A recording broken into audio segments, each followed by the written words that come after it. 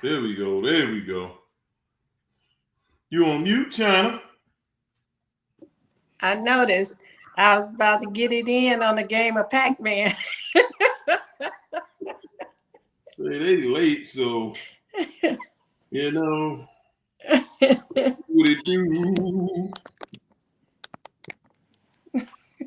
Let's do what it do.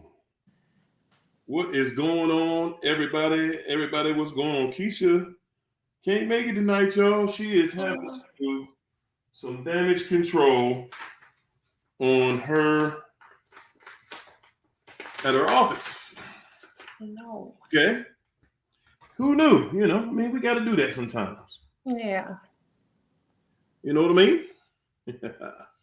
So, in the meantime, in between time, we're going to go ahead and keep on doing what we do because we love what we do. Because that's why we do what we do. When we do what we do. What in the world? Oh, wow. Oh, got my high school diploma, y'all. I ordered it. I ordered it so, I could have it. Whoa, this thing we in 2026. This thing is 40 years old. Wow. This is 40 years old. Good gracious, I was out of high school longer than some of y'all been running around this planet. Hey. Yeah. Yes, indeed. Yes, indeed. Yes, indeed. I ordered that thing about 6 months ago. Whoa. Goodness gracious. When I was leaving work, I was getting out of work. I was retiring and going back to work because retirement means you got a whole lot of money to make it out in these streets. 1986, Smalley D. Yeah. 19. Uh-oh. There we go. All right. Okay. All right. We're here. Let's get busy. Let's do what we do. Good afternoon, everybody. Happy Friday, everybody. I hope everybody's having a wonderful day, a wonderful week, in spite of, right? And I'm thinking, like, in spite of what? What has really changed? We know this ignorant fool at the top of the chain in the West, we'll call it. He's going to do what he do, but that doesn't change anything with us. It does. It does, because the prices on everything is, good God. Shush. Good God. The price on everything is, let's just call it, good God. Yeah, he done got us all crazed and jacked up. But nonetheless, we thankful for being here. Yeah. We made it through another week. Guys, y'all, for everybody who can't think of a reason to be thankful to be here, man, they were selling death on here. You know what I'm saying? With that, you better get this, you better get injected. If you even say it on YouTube, they shadow ban you and all kind of stuff. Yeah. It's like, where's the freedom of speech? That's the mindset. That's the mindset of the head, the lead narcissist. You can do it, but this is the price. So it's a lie. It's a lie. Everything that we are dealing with, everything we're seeing over here right now, y'all, everything is a lie. Everything. Guys, I want to thank you for being here. For all of y'all that made it, for all of y'all who made it, man, y'all better be thankful you made it. Yeah. They putting death out here. Gonna give you an injection for free. Got to be crazy. Ain't no way I'm doing. Man, give me the bullet. Give me the bullet. Because that's what it is. That's what it is. So be thankful that you're here. First of all, be grateful. That's right. Second of all, oh boy, you made it through a lot. You made it through a lot. You made it through a lot, y'all. If you here right now, you in this chat right now, man, you made it through dealing with, you was in hell. Yeah. You were in hell. You know what it feels like in hell. Y'all don't know or understand how much you made it through. You don't. You don't know and understand how much you really made it through in your life, people. Yeah. You made it through hell. The hell that do what we were all told about. We just wasn't told that it was going to be in the form of a person that looks just like us. That was the part that we didn't know. But now we do. Now we do. And we here to expose them. And the thing about it is, you got to give the detail. Because we all look the same, y'all. Yeah. We all look the same, talk the same, walk the same. And the way a narcissist looks at us, they know that, hey, birds of a feather flock together. As long as I'm hanging with you, I look like you. But what we don't see is that as long as we hanging with them, we look like them. Yeah. So again, family, I thank y'all for coming out, showing your support. All the members, man, thank you guys. I appreciate you.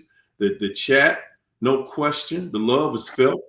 The sponsors. Hey, Patrice, thank you so much. She's a sponsor. Yes, indeed. And of course, Connie. Hey, Connie, man, you just all right with me. So, good people, today, we're going straight into, man, one of our top topics. You did? With gasoline draws on. You said gasoline draws. You see the V is capital, so it corrected me. That's crazy. Yeah, that spell check have us looking crazy out here. Why is it so difficult to get over a narcissist? Why? I'm gonna ask you why. Why is it? What was the most difficult thing about getting over the narcissist? And why do you think it is so difficult for us to get over a narcissist, a narcissistic relationship, a narcissistic person? What is that magnet, that glue that keeps us there? Oh boy, it's a lot. I think it's hard because it's hard to get over them because the dirt that they do to us, that's something that, you hold on to. Because like I've said previously, you have to dig yourself out of a financial bind, and you have to dig yourself out of a mental bind. They really do a number on you. And that's why it's hard. And, like anybody who inflict pain on you is the person who can take the pain away. And that's why it's difficult, because we want that painkiller. It is. At least we believe that that's the person that can take the pain away. But you ever notice, like, you might take them back, you get back with them, and you don't have that immediate pain. It's not there anymore. That heavy thing that weighs you down in your chest, that's not there, but the worry is still there when you get with that person. And, to me, one of the things that, makes it so difficult to leave these people, I like what you said when you said the person that brings you the pain is the person that can take the pain away. But one of the things that I look at as being one of the things that's most difficult, one of the reasons it's so difficult to get over a narcissist is because you don't have an understanding of what you're dealing with. You're sitting there and you're confused. You don't have an understanding of this language. You don't understand what the logic in this is for that person. Like, okay, it's logical to us to understand, okay, you want somebody else. That's logical. Okay, but we don't understand, well, why you lead me on to this level? You know, why you taking me here? Why you got me going through all of this? If that's truly the case, where you really want to be with this other person, and then they're still getting with this other person, but with you, they're still acting like, you know, we're still a thing, and they don't want to lose you. They don't want you, but they don't want anybody else to have you either. So they're still sending you mixed signals. You know, so that's another reason why it's so difficult to get over this person. And China, think about this. Think about the many people that we have experienced just through the chat that have gone many years still wondering, still thinking about the narc, still thinking about that person, wondering, what is it? What was it that made me so addicted to this person? And not even just what was it, in your mind, you start to justify, like, wow, the person must have been really a good person. But at the end of the day, it wasn't a good person. A lot of it, guys, is the wow factor. A lot of the reason why you so stuck in that place is because of that wow factor. It's just like watching a plane crash. It's like watching a train wreck in slow motion. It's like, you know, something horrible is happening, but it's so enticing. You're watching and you cannot turn away from this crash you're witnessing. And that's what it's like in your life. This person has done things to you that you could never have imagined that one day I would be dealing with such. You know what I'm saying? It's like, if somebody would have told us this as children, we wouldn't believe that. Wow, no, we wouldn't even believe that people actually do that to people. Yeah. You know what I'm saying? So it's a learning curve there, you know. And I know for me, I've always looked at things as, you know, again, just talking about growing up. I had a recent conversation with a young lady, and it was a good conversation. It was a conversation about how we're raised. And, you know, because her thought was, well, if you were in a bad relationship, you know, why wouldn't you immediately just cut it off? You know, what would make you stay in something that did not serve you well? And I was like, well, that wasn't what I was taught. That wasn't what I was taught growing up. You know what I'm saying? I wasn't taught to just leave relationship. I was taught, you know, you got to work it out. And you hear it every single day. And when people talk about relationships, the first thing they tell you, well, relationship is work. That's the first thing they tell you. If you're talking about getting married and you're going to do something like that, that's what people are going to tell you. Hey, well, you better get ready. You better get ready, and you better find a way to, you know, to communicate with this person, because it's going to take a lot of work. It's going to be work throughout the relationship. So we go into relationships thinking that we're working together. And you're thinking that this person is going to do the same things you're doing. They're going to, when you have shortcomings, you're thinking they're going to do the same thing for you that you're doing for them. They're going to be forgiving. They're going to be, you know, helpful. And that's absolutely not what they're going to do. By the time you figure this thing out, guys, you are well aware that you are the only person in the relationship that is being forgiving, that is helping, that is, you know, going above and beyond, being the bigger person.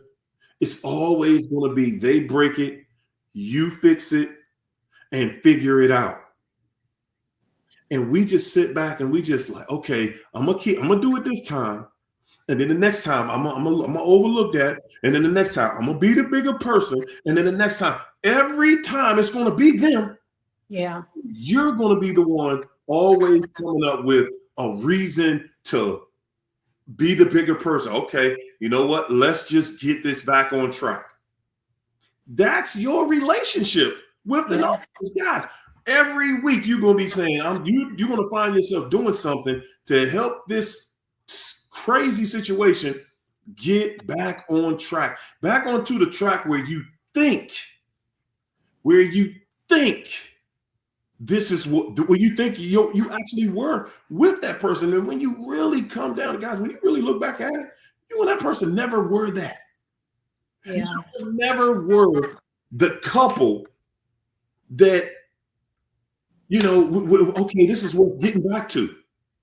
When you really think about your relationship with that person, it wasn't ever this wonderful day that we had, and it was so great, and they loved me and they appreciated me, and it was reciprocity in the relationship.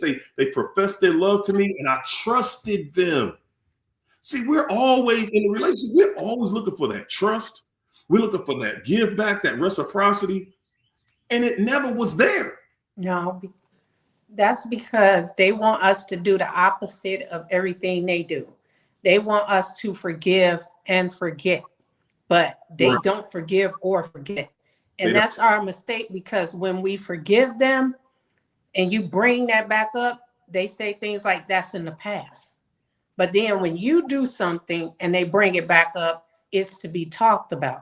It's to be, and when you thought you settled it, you are not allowed to grieve or be in pain once you accept the cheating, the abuse. Ooh. Anything you accept from them, you're not allowed to have a grieving period. No. Because they will, that's why they put limitations. Oh, we should have got over that. Why are you still talking about that? Why are you hurt over that? And also, I wanted to say this too. It's that intermittent reinforcement that keeps us in this situation, because they do the pain reward on us. And that's what we get to. And that's what we try, they'll say that again. What reward? Pain and reward. Okay. They inflict pain and then reward you with a love bomb or whatever you want to call it. Mm-hmm. And then too, I believe that fight, flight, or fawn is real, because in that relationship with the intermittent reinforcement, they teach us to fight. And in the end, that's what we try to do, fight for it. They always say, oh, you're not going to fight for us. You giving up. You're not going to fight for this. And that's what you're taught to do. And I'm sure a lot of people have heard this, because I heard it in the end, and it may have been said different. They may have said, you had your chance. But what I heard was you had 12 years. So they lead you to believe that entire time that you were together, you couldn't get it right. And now they're off to somebody else that can.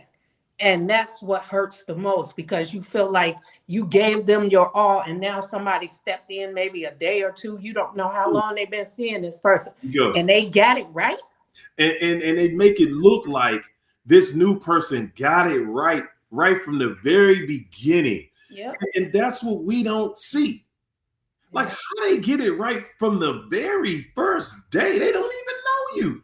At least that's our assumption. What we don't realize is, no, that person has been there for a long time. Yeah. They have been proving themselves for a long time. And then what we also don't get is, what more is this person doing than I am?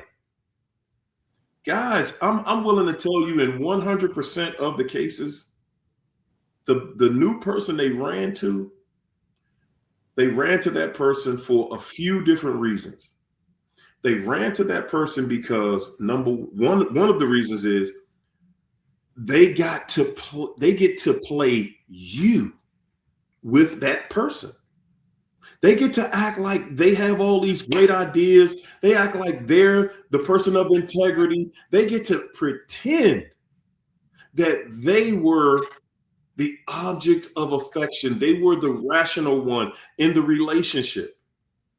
But the other person that they're running to, they're just as crazy, because they see that this person is in a relationship. Guys, listen, anybody in a relationship and they met you, I can guarantee you that's not your match made in heaven. That is not going to be a happy relationship. and it's not going to last. I guarantee you, because nobody out here has that kind of energy that, oh yeah, I know I'm telling this person I love them, but when I met you, wow, you were everything I've ever imagined, everything I've ever wanted, everything I've ever hoped for. A narcissist is telling everybody the exact same line. Everybody. And anybody who will sit back and listen, think about it. If they wow you like that, they're love bombing somebody. They're telling somebody, you're the one. You're everything I've ever wanted. This person that I live with, the person that I'm married to, I'm just so over this. I just hate it. I hate going home. I hate dealing with this. I hate all of these, it's going to be an argument later. It's going to be this. It's going to be that. I just hate it. But that's all they're telling this person about you. Yes. They're going to that person saying, well, look, when I go home tonight, I'm going to lie to my wife or my husband and tell them that I was at work. I'm going to lie and tell them that, no, I was just out having some drinks with some coworkers or just this, that, or whatever. I'm going to lie to them. They're not going to tell you that they're going to go home and actually gaslight their spouse. They're going to turn the situation, they show up at midnight. I mean, get real. Anybody with any kind of common sense, anybody, they already know the narcissist. They're watching that narcissist when that narcissist is out dating them. They know that the narcissist lives with you, and they know that, hey, I was with her till at least 2 a.m. They know when you go home, oh man, it must be, they know, okay, you going in the house at 2 a.m. Yeah, there ain't nothing going on over there. That's how the outside person feels. They don't know that when you arrive at home, you got this fantastic story about how tired you are. Look, let's talk about it in the morning. I'm beat. I'm tired. I had a long day, and these people at work, it's just too much. It's always going to be some type of deflection for all of the way that they just disregard being responsible or respectful. Respectful. That's another thing in this day and age that we living in, guys. There is no respect.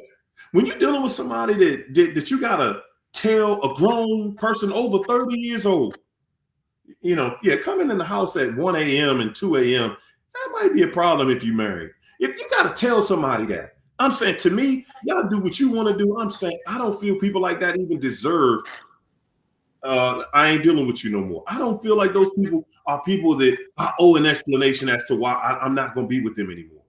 Yeah. And this old and you still have that in you, then that's who you are. And staying out till 1 and 2 in the morning, that's virtually spending the night out. You done spent the night out. So what's the point? And then they don't want you to do the same thing. Another thing that these people do when they're with the other person is, oh, I pay all the bills. He or she won't get up. They lazy. They won't work. They're not having sex with me, knowing when they're the ones withholding, don't even want to touch you because they're with this other person now. They just go and tell all these lies. And sometimes that just be another narcissist. And they know exactly what they're doing to you. And these female narcissists, they will break your family apart for financial gain. It's sometimes not even competition with you. It's like they're seeing that this person is saying they're doing all of this. They like, shoot, if I could take him or her, then I can have them to come over and pay my bills. I can quit this job. I don't have to work anymore. It's always a financial gain with these female narcissists. And most of the time, that's what they run to. And y'all don't know, they be over there getting mistreated. They be in a great depression over there. Because that other narcissist be taking them through it, because now they know you are out the picture and they can now drop their mask because now they're all that they have. And they can mistreat that person because they have nowhere to go. And half the time when they hoover you like right away, that's because that person just showed them who they really are. And now they like, oh shit, made a mistake, time to go back. That's why they come back. China, you just hit it right there. That's why you see them do the double reverse and they right back, and you like you just cussed me out yesterday. Told me that this was over, and we done this. Mm-hmm. And they calling you today. And you're sitting there like, whoa, what? You see the phone number come up on your phone and you don't even believe it. Like, I know the way you told me you was done with me yesterday, I know you're not calling. Why? And then you're so curious, you gotta know. You want to find, well, what you call them? And then they call you up like we cool. Yeah. They just want to chit chat, want to do some small talk. Hey, how you doing? What's going on? You all right? Everything all right? Did you forget the phone conversation we had yesterday? And I'm saying that's exactly how this thing is. Like the other night, the guy was asking, do I think that the ex will hoover him? She talks, good gracious. That chick was all over the place. I'm like, bro, she done been through everybody on y'all job. You just about the 10th, 11th one? She done showed all of y'all what she doing, and now she moving to another country to be with another dummy. Bro, you just the next dummy. That's all it is. At the end of the day, y'all, that's all it is. It's your turn. Yeah. And your turn isn't gonna last very long. Ladies, it's the same way with you. A lot of times the guy that come into your life, it's just your turn. It's your turn. Yeah, he gonna sell you the dream. We gonna this, we gonna that. Some narcs are gonna take things to a level where they feel like they'll take, I'll marry you. Yeah. Some narcs will do that because they look at it like, I'm gonna be able to disrespect you for the rest of your life. I don't have any doubt in my mind you're still gonna stick with me, even though I'm cheating on you, even though I'm dogging you, I might be hitting you, doing all kinds of abusive stuff. A narcissist feels like you ain't going nowhere, so I'm gonna keep you because I still can do everything I want to do over here, and I'm going to do it. So yeah, sometimes they will. When you see them get married to this other person, yeah, they'll get married to the other person. A narcissist knows how toxic they are. Yeah. They know. Don't nobody stay. Don't nobody stay. So if they find somebody, and guys, they know, and don't get it twisted, nobody stays because the narcissist forces you to leave. People don't just leave narcs like that, believe it or not. They don't. People really do not just leave a narcissist, and most of the time they will at least, they'll look at it like, okay, I'm gonna just drive you crazy, and after I drive you crazy and take you through all of this and that and blah blah blah and lie, cheat, steal, and everything else, you're gonna want to leave. That's just how they look at it. You know what I'm saying? That's just who they are at their core. Yeah. Beth said they throw you away. Where is it? She said they throw you away like trash and then come back and check on you, make it make sense. That's the thing. You can't make sense of insanity. You'll only become insane trying to figure it out. Okay. And they don't come back to check on you. That's what they want us to believe. Why would you, if you cared about somebody's pain, why would you do them like that? There's not one person in the world that can do what this person did to me and call themselves coming back and check on me. Because I think at that point I was in temporary insanity, and I probably could have played that for what I would have done to that person. Because these people are not honorable people. They don't leave you with dignity. They make sure that you think about what they did to you. They make sure that you're digging yourself out of a hole.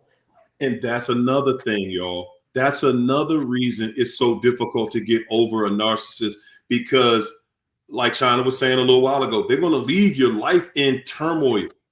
They're not going to leave you in a space where you're in good energy, in a space where, your mind isn't going through all of this craziness and this crazy stuff.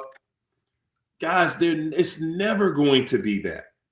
No. It's never going to be, oh, they left your finances alone. They didn't do anything to the money. Are you crazy? Are you crazy? You think a narcissist, a trifling, cruddy narcissist is going to leave the money alone? Guys, you put your money with them, with that narc if you want to. Listen, I was in a legal entanglement. Okay, y'all call it marriage. I was in a legal entanglement with a narcissist for 24 years. And I'm telling you, we only had a joint bank account for the first 4 months of that. Okay, I knew never. One thing you're not gonna do is put some money with me, and oh no, you can forget all of that.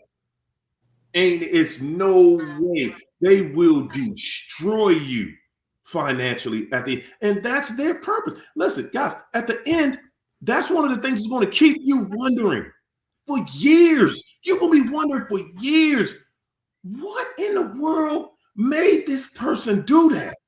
What made you do that? What made you lie? What made you cheat and steal? One guy, like I said, the cheating part ain't even the worst part. You be sitting there looking at it like, it ain't even the cheating. What made you do this to the finances? Mm-hmm. What made you do that? What made you try to destroy me at my job, my business, to tear my business down? What made you want to do these things? And you are the one that's cheating. Right. What? You destroyed a family. You destroyed a family. You destroyed our business. You destroyed the money. You tore this home completely apart. And yet, you're the one out here cheating. You're the one out here lying. You're the victim. All of the backstabbing stuff. And guys, when you've gone through that, you're looking at the situation saying, what in the entire hell happened? Yeah. And you're wondering about it. You're thinking about it because it's not making sense to you. You're saying, like, well, hold it. If you ain't want to be together, you just could have said that, right? You could have said, hey, baby, you know what? This ain't it. I thought I could make it. I thought it would be this. Listen, I've met somebody and I want to try this with them. I know you ain't going to understand, but I met somebody. I'm going to tell you the truth. This is what it is. It ain't going to be hard for you to figure it out because at least that way they know that they're giving you closure. Yep. And that's why they never give you closure. Because they know if they give you closure, then you'll close this case. And you know what, people, and that's why I tell people, y'all think that these people believe these stories that they tell them. How in the hell this person ran out to another family, destroyed everything in your life, and they're playing the victim? People by no means think that they are the victim. They know what they're doing. And then a lot of people run to their mother, tell their sister, like these people care. You run into the main people who created this person. She created that monster. So she knew exactly what he was doing. She just knew it was a matter of time before it happened with you. They've seen this movie before several times over. They know the ending. The narcissists know the ending. Everybody around them know the ending. You're the one who's left in the dark. And that's how they plan on leaving you, because if you can't understand what's going on, they can run out and play for a little bit if that situation seems like it's not going to work out, and then come back to you. One of their favorites, it's not everybody always talk about, oh, they text you or call you, hey, big head and all this. No, that some of them be like, can we talk? Now they want to talk about what they refused to talk about when you were trying to have that conversation. That part right there. That part right there. That part right there. Yeah. Yeah, they want to talk now. But when you had nothing but Bugs Bunny rabbit ears to listen to everything you wanted to hear, everything they had to say, it was nothing to say. They did not want to hear your voice. It was nothing to talk about. And you was the last person they wanted to talk to. There was nothing you can say to them to make them change their decision. I don't care if you would have begged, you could have pleaded, you could have said, listen, I just hit the Powerball. They were not staying with you. Period. Oh. You could not, and guys, I'm telling y'all this, for y'all who with a narcissist, they couldn't do right if you paid them to do right.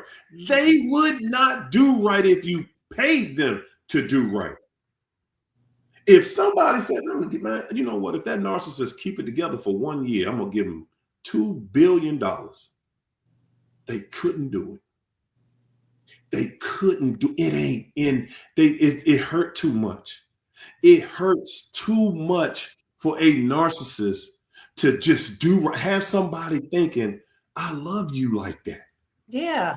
See, it's like they realize, oh yeah, I want this money.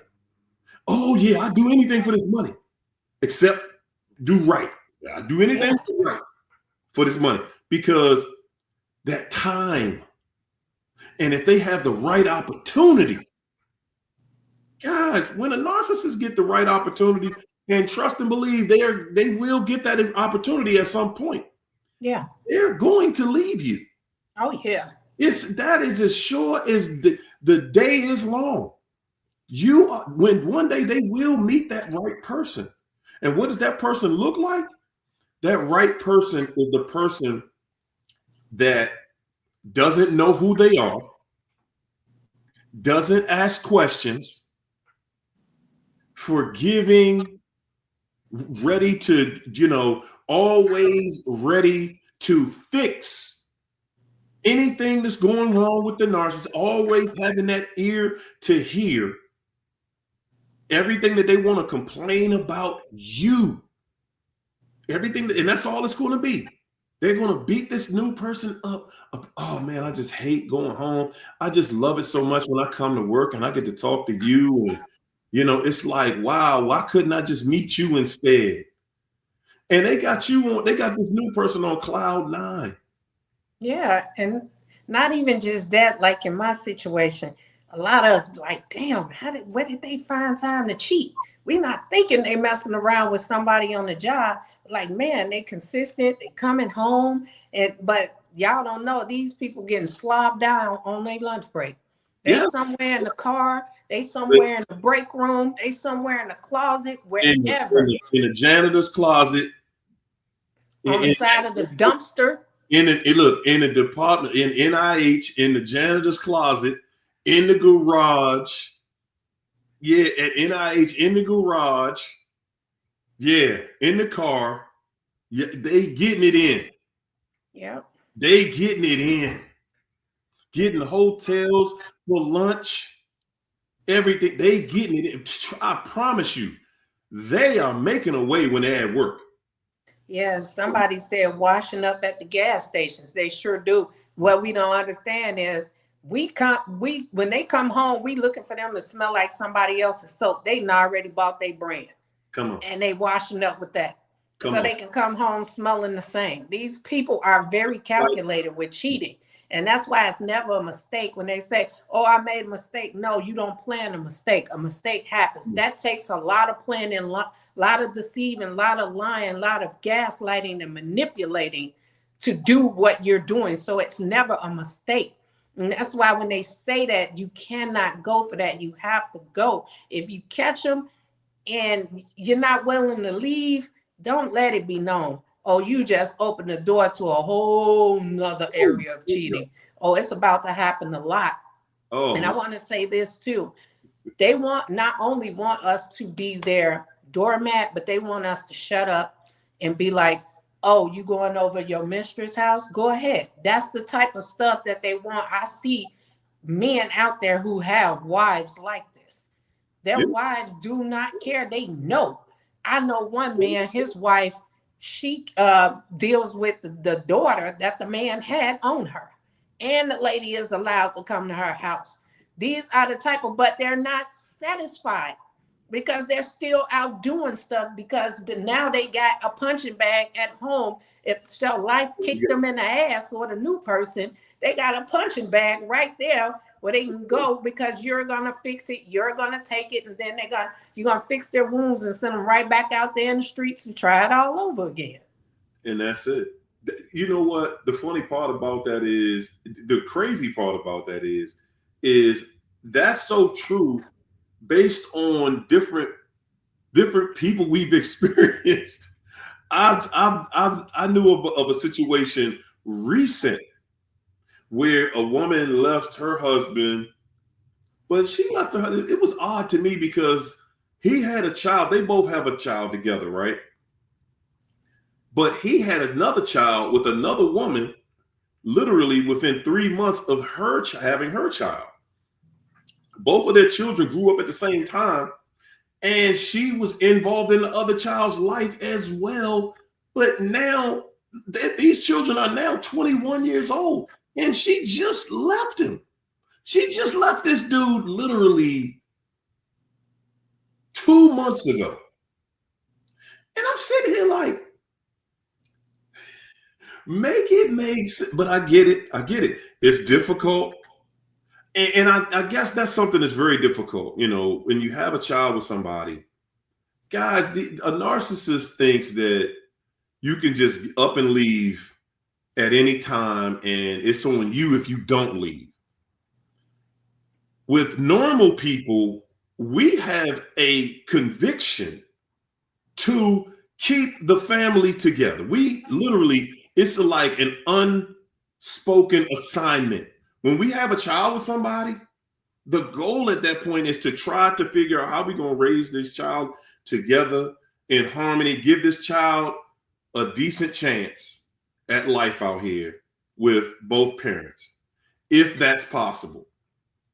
With a narcissist, man, they do not care about house, home, family, whatever. It's all about, hey, I'm going to do what makes me happy. A narcissist will sacrifice, well, let me say this.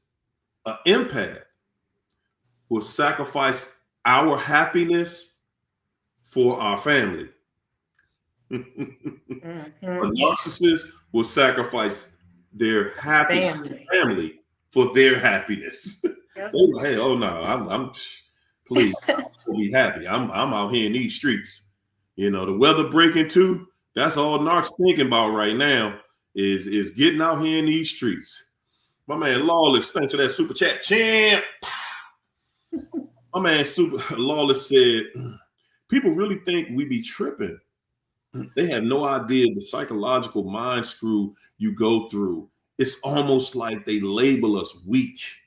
Get over it. Man, you know what though, Lawless, I'm going to say, I think my personal opinion on that is I don't give a damn what somebody think. If you think I'm weak, I'm going to be me. I'm not going to sit here and pretend with the rest of the world. Oh, no, I ain't tripping off that, man. You ain't that ain't nothing to trip about. If you've done me dirty, why wouldn't I why wouldn't I protest? Because that's what a narcissist does. Will come back and say, oh, well, you wasn't tripping about it when it happened. Why is it such a big deal now? Mm-hmm. And that's the problem. Oh, we wasn't tripping about it. So now they think it's okay to do it. Yeah. Nah, man, I'm tripping about it. It's a problem. Hey, thanks for the chat, Trees. Tree said it's like being brainwashed and addicted to them. Yeah, man, it is. It is like you feel like you have a level of addiction. You do. You feel like you have a level of addiction because it's like, oh man, you're unhappy when you're with them, and then you're unhappy when you're not with them, and you're still trying to figure out like, what in the world? What did I do? How can I get beyond it? How can I, this, that? And it's like, man, no matter what you do, that's one way that you know this ain't the one. You're unhappy with them, and you're unhappy when you're not with them. That's how you know they ain't it. Figure the confusion out. Yeah. Yeah. Guys, I want you guys to read Joy Tracy's comment, and you see what we're saying is exactly true. I mean, man, that's wow. And they will suggest it because you put up with so much that they figure that's the least you could do. There should be no limit to what you do for them, but they limit everything that they do for you. Come on. It should be no limits. You should be doing it with a smile. You should be lapping it up like it's cake, like it tastes good. Like, thank you for dogging me. Thanks for pissing on me. You know, thanks for taking a dump on me. Appreciate that. Yeah, that's what I needed. My man Lawless, thanks for that super chat, champ. Lawless said, it sucks to realize you are with someone who is constantly looking for your replacement. And guys, don't you ever think that narcissist isn't at every moment of their life. Don't you ever think that person isn't looking for how they're going to replace you. Mm-hmm. They are at every moment, every stop and turn, they're looking for how they're going to replace you at some point with someone, because they are insatiable no matter who they're with. That's one of our biggest problems. We think that the person they ran to, that we think they're satisfied. We think that that's it. Oh no, they're gonna act right with this person. Man, you got to be out your daggone, you got to be out of your entire mind. Lawless said, walking on eggshells, the damn whole entire situationship. The entire situationship. Whoo. On Karate Car. I think I said that right. Thanks for that super chat, champ. Yes, sir. My man said they ideally want someone who's a doormat. But they eventually devalue a doormat too. As they lose respect, cheating is their oxygen, I guess. No, it's not a guess. Cheating is that's their control mechanism. Yeah. You think that they do this cheating because they love cheating on people. That's not what they're getting out of this. No. See, intimacy with us, we are looking for that euphoria that comes from an orgasm when it comes to intimacy. A narcissist, the euphoria they feel comes from knowing that, look what I did to you. Look at how I left you. Look at you.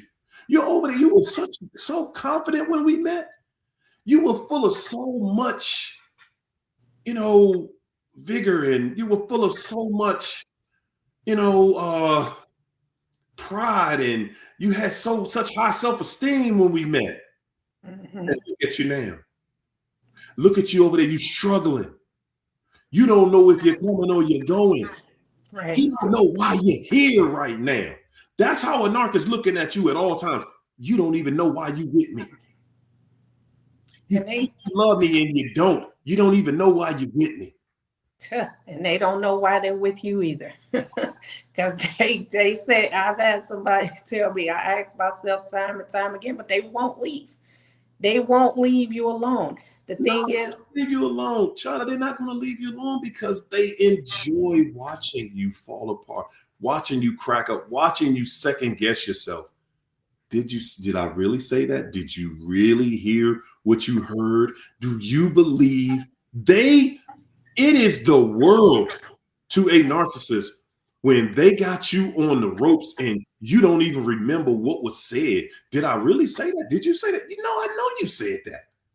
They get a kick out of looking at that look on your face when you're saying, hold it. I know you. What? Because that way, that's them saying, see how I control you? Yep. You don't even remember what you heard. You know you heard it, but you believe me so much. Yep. I told you didn't hear it. And you believe it. Now you second guessing yourself. And they could have literally just said it 2 seconds ago and backtrack on it.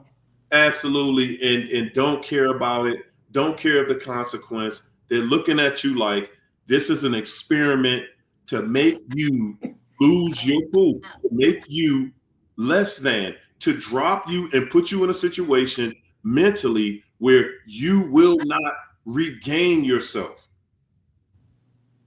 That's the object of the game to a narcissist. At all times, they're looking for how I can get you to stop being you. Yeah. That's the ultimate goal, people. They hate the fact you can wake up every single day and you over what they did yesterday. Yeah, I know what you did yesterday, but you know what, man? It ain't nothing new. You know, I'm over it. They hate that. They hate the fact that you're over it. A narcissist wants you to be in pain. Oh yeah. They want you to be in pain. They want to see that they it makes them feel arrogant to know that I could just use my words. I could use my words and make you believe that things that you heard, things that were said, they weren't said. So you know it. It's in your memory bank. And then I just gave you a new memory. I just told you you didn't hear that. And you believe what I said over what you heard. And for those of us who don't believe it and we go with what we heard, they get smarter. They'll say something and then bring it up later. That way you really don't remember the conversation because you don't remember that they said that a week ago. And now it's brought up again and it was like, no, I didn't say that. I said this. But with me, that doesn't work on me because I heard what I heard and I'm never going to second guess. And they even teach us that in school. When they teach you something and you take a test, they say never second guess your answer because you know it's that. Come on. But when you second guess it, that's when you get it wrong. Never second guess yourself. And that's the truth. That's when you second guess yourself, you get that question wrong every time. You're like, who it was that? Yeah, you second guess yourself. Go with your first answer. Yeah. With the first answer.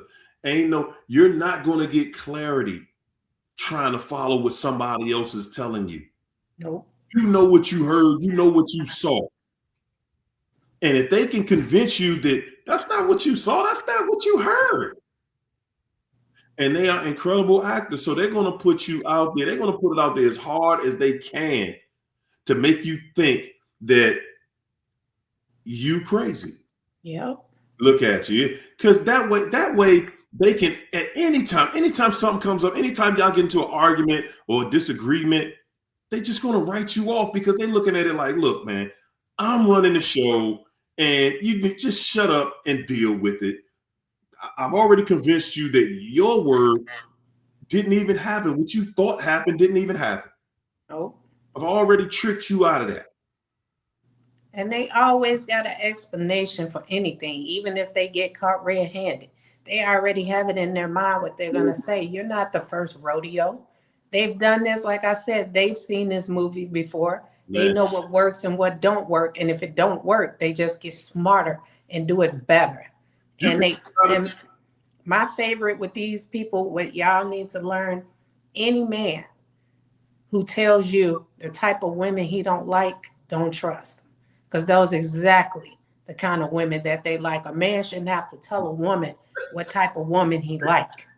Because that's exactly what they like. They may not want to marry that or be seen with that, but they definitely want to hit that. Yeah. Definitely. Yeah, we terrible. Yes, indeed, man. My girl, Kiki with Chris. Thanks for super chat, Kiki. Kiki said, the thing that's funny to me is they do the most disloyal-ish to prove a point and end up hurting themselves. Woo! Pitiful. If you have a panel combo in the future, I love it. Absolutely. We love to have you in here, Chris. Yes, indeed, Kiki. Man, listen, that right there alone,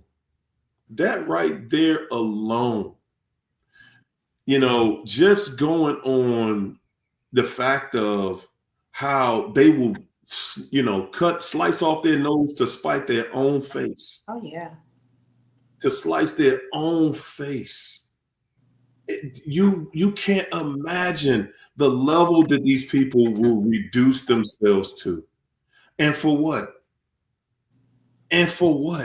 Yeah. Just to go out here and prove they can hurt you, prove that they can cheat on you. I can prove, I can cheat on you. I can do this to you. I can do that. And you know what? Y'all ever notice how I've never heard one person, not one. I've never heard one person ever say they were with a narcissist that was trying to prove they could outlove you. Outlove you. They could out gift you. They could out make feel pleasure. They were better at making you feel pleasure than you are at making them feel. They could do more things. They could find more ways to love on you than you could find to love on them. You've never had that competition with a narcissist. No one. I see a comment. I can't see, my screen is small. It said, I recorded the narc and told him to listen. He immediately told me he was deaf in one ear. Yeah, because they don't like evidence. They can't dispute the truth. They can't gaslight the truth. I had that situation happen where I recorded something and told the person to listen. They was like, well, I'm not going to listen because I don't remember doing it. They always but it's you. It's you on there. You can clearly see, but they always got a comeback for that because they can't dispute what they did and they don't like seeing themselves as the bad person. You're always the bad person. You're always the fault for failures in their life. You're fault for them not being able to see their kids. You can catch them cheating with their baby mom or something and reach out to that person. That person, you cut that supply cut off. Now you're the reason I can't see my kids. No, you cheating is the reason you can't see your kids. But they want to blame everybody for everything. And they started it. They're out there cheating. They're out there doing this, but they're the victim in every situation of their own creation. That's how crazy these people are. You know what is funny though? For real, a narcissist don't even want to see their kids in the first place. No. They ain't tripping off that. They making stuff up so they don't have to see their kids. Yeah, and they turn you against the mother. So y'all could fight, and then the mother say, no way, my kids are not going over there. That's exactly what they wanted. And if you have a child with a narc, I guarantee you, that's going to be a fight the rest of your life because they're going to do everything they can do to turn that child against you. That child is going to feel, while they're with them, they're going to know that that person it's not cool to be around mommy or daddy. They're going to make sure you know that it's not cool. You know what I'm saying? They're going to make sure that they let the child know that they have a problem with you. And they're going to always try to pit that child against you. And then listen, if they can't tear you down, then they'll do everything they can to tear the children down. Oh, yeah. Yeah, especially the children that favor after you. Because a narc don't give a damn about the kids. No way. No. Talking about males or females. No. They don't give a damn about the children anyway. They both is destruction. They both leave the kids on somebody else. The women will leave the kids on their mother, and y'all seeing Keisha's situation. She got left with a kid that wasn't hers. She had to take care of a kid from that relationship. Females will leave their kids on their mothers because they are in the way. They can't do what they want to do. Exactly. I was like, ain't no way. Keisha, I love the kids. I love the stepkids. Ain't no way. Ain't no, sir. No, sir, you won't be leaving another dude's child on me and you're gone and the child's father's gone. No, right. No, you will not be. Yeah, I'm gonna love the child, blah, blah, blah, blah, blah, blah. And y'all better take care of it. But you know what, Harry, I have that kind of heart that I would, because that child, you could see in their eyes that they're suffering. And everybody has abandoned them, and you don't want to be that person. You don't want to be that guy. You don't want to be that girl. And so you keep that child, but they'll eventually pull that child away from you. That's just one more chance to hurt you. You know what, China? I got a cousin that happened to, and it was exactly what you just said. It was exactly what you just said. You know, he had an outside child. And the child was even living with their family for a while. The other, the stepmother was raising. My aunt was raising a child that her husband had out of wedlock. And in the crazy, it's a crazy situation. It's a crazy situation because you raise those children, and this is the reason why I said, nah, I wouldn't do it again. You raise those children, and those are the same children that walk away like they never knew you. Yep. They walk away like they never knew. You done made all kinds of sacrifices, and this ain't even your seed. This ain't even your kid. You doing this, and you treating them like your own. And I'm talking about making sacrifices for them. And those be the same kids that later on they don't even act like I can't help you. Nah, I can't this. I can't do for you what you've done for me.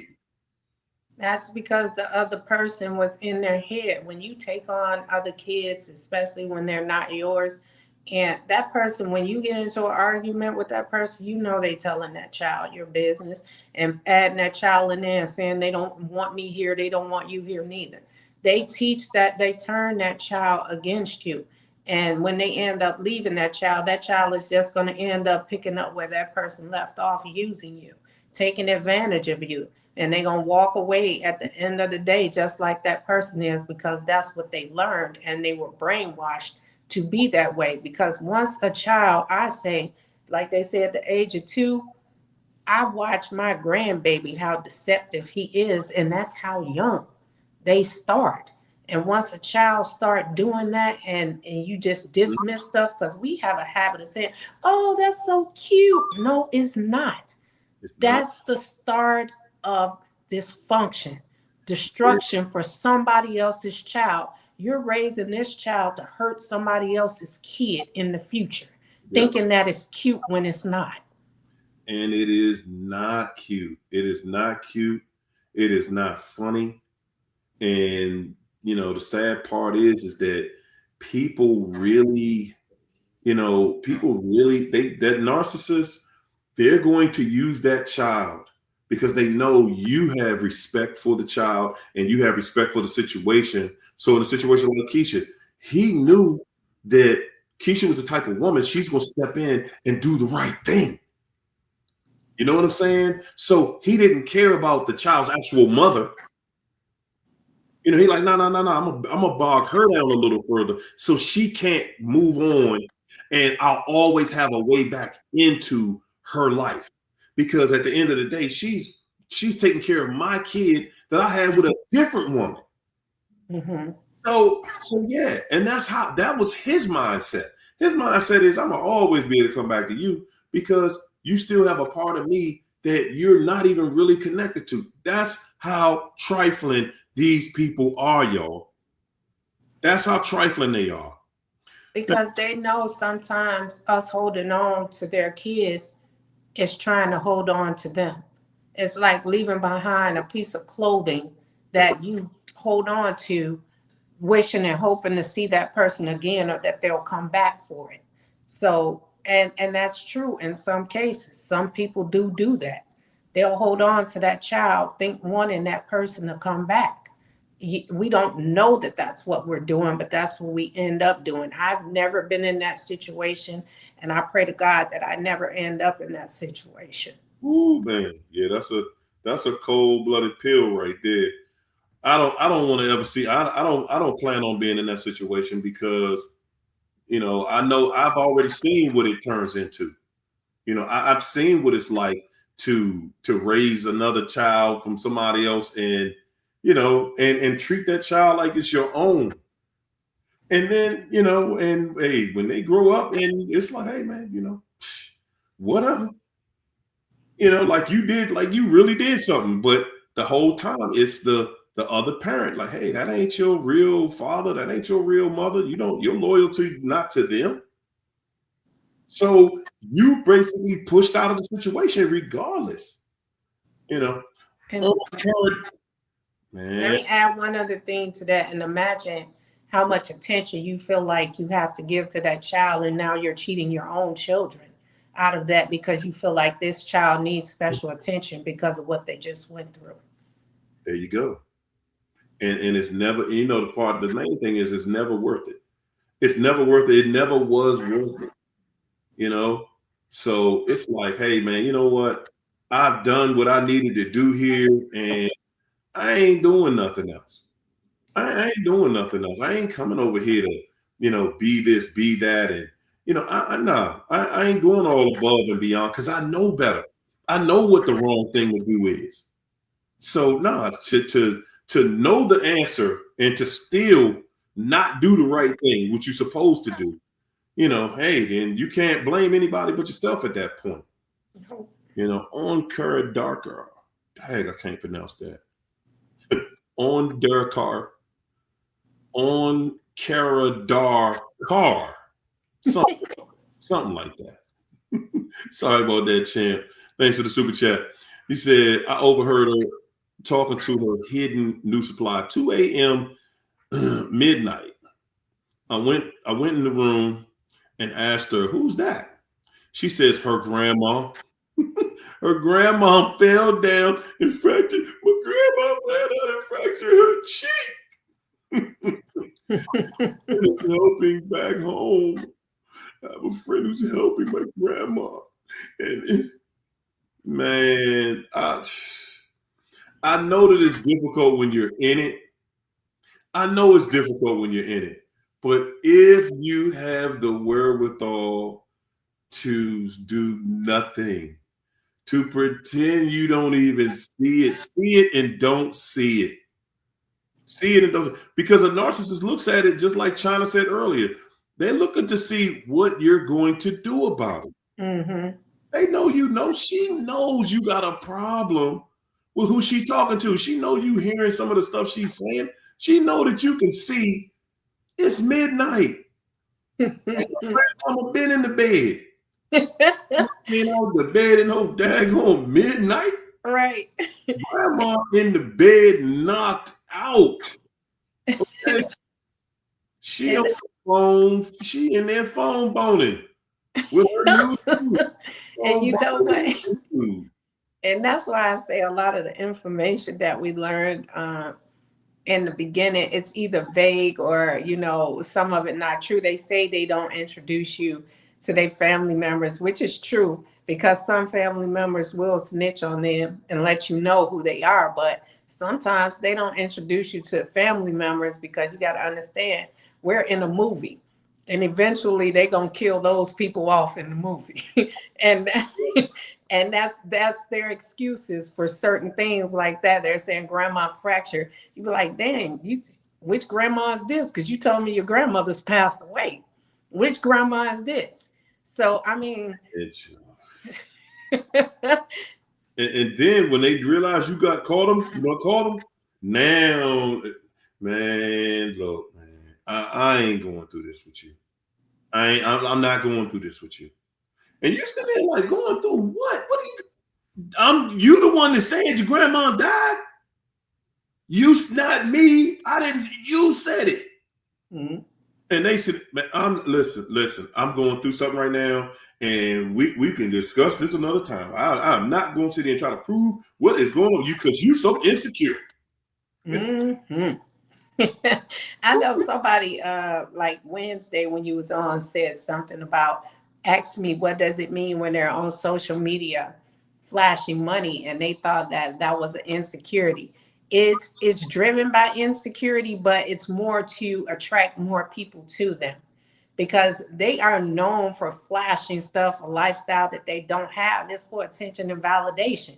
And then they know they can draw more people in with money because, we're not dumb. Everybody knows that that's the type of narcissist that looks to financially abuse someone, and he can draw in a person that need them. That's what they want, someone who need them. And when we no longer need them, that drives them to want to run. They go run, and that's why they run to less than, because they can feel like a man somewhere else. And that's, we laugh at the person they're with. Oh, they don't have this, they don't look like this, they don't look like that. But that's who making them feel like a man, because they can feel like they're better than that person. Because they couldn't tear you down or keep you down if they tore you down. Last thing they want is for you to get your self-esteem and your confidence back. Because now, and then they try to tear it down and they can't, it's time to go. Because they can no longer control you. They hate when you have your own mind or you're subject to outside influence. And that's when they start looking for your replacement. That all the time, it's not, I'm looking for a replacement. They just want to cheat in peace. Go sleep with this person, that person, that person. That's why people be with them 50, 70 years. because they wasn't really looking for a replacement. They were getting along, getting away with what they were doing for all that time. And now that person has woke up and can't be controlled anymore. So now it's time to jet. And I hate that society has said that, called that a midlife crisis. No, it's not. That's not a midlife crisis. That's a pattern. Midlife crisis don't exist, because if that's the case, we all would have had one. There you go. There you go. Everybody out here, they just basically, they just have excuses. Yeah. They just had, those are just excuses for their bad behavior. They're bad people. They're untrustable. There's not anything you build with a narcissist, guys, it's going to fall. It's going to be destroyed.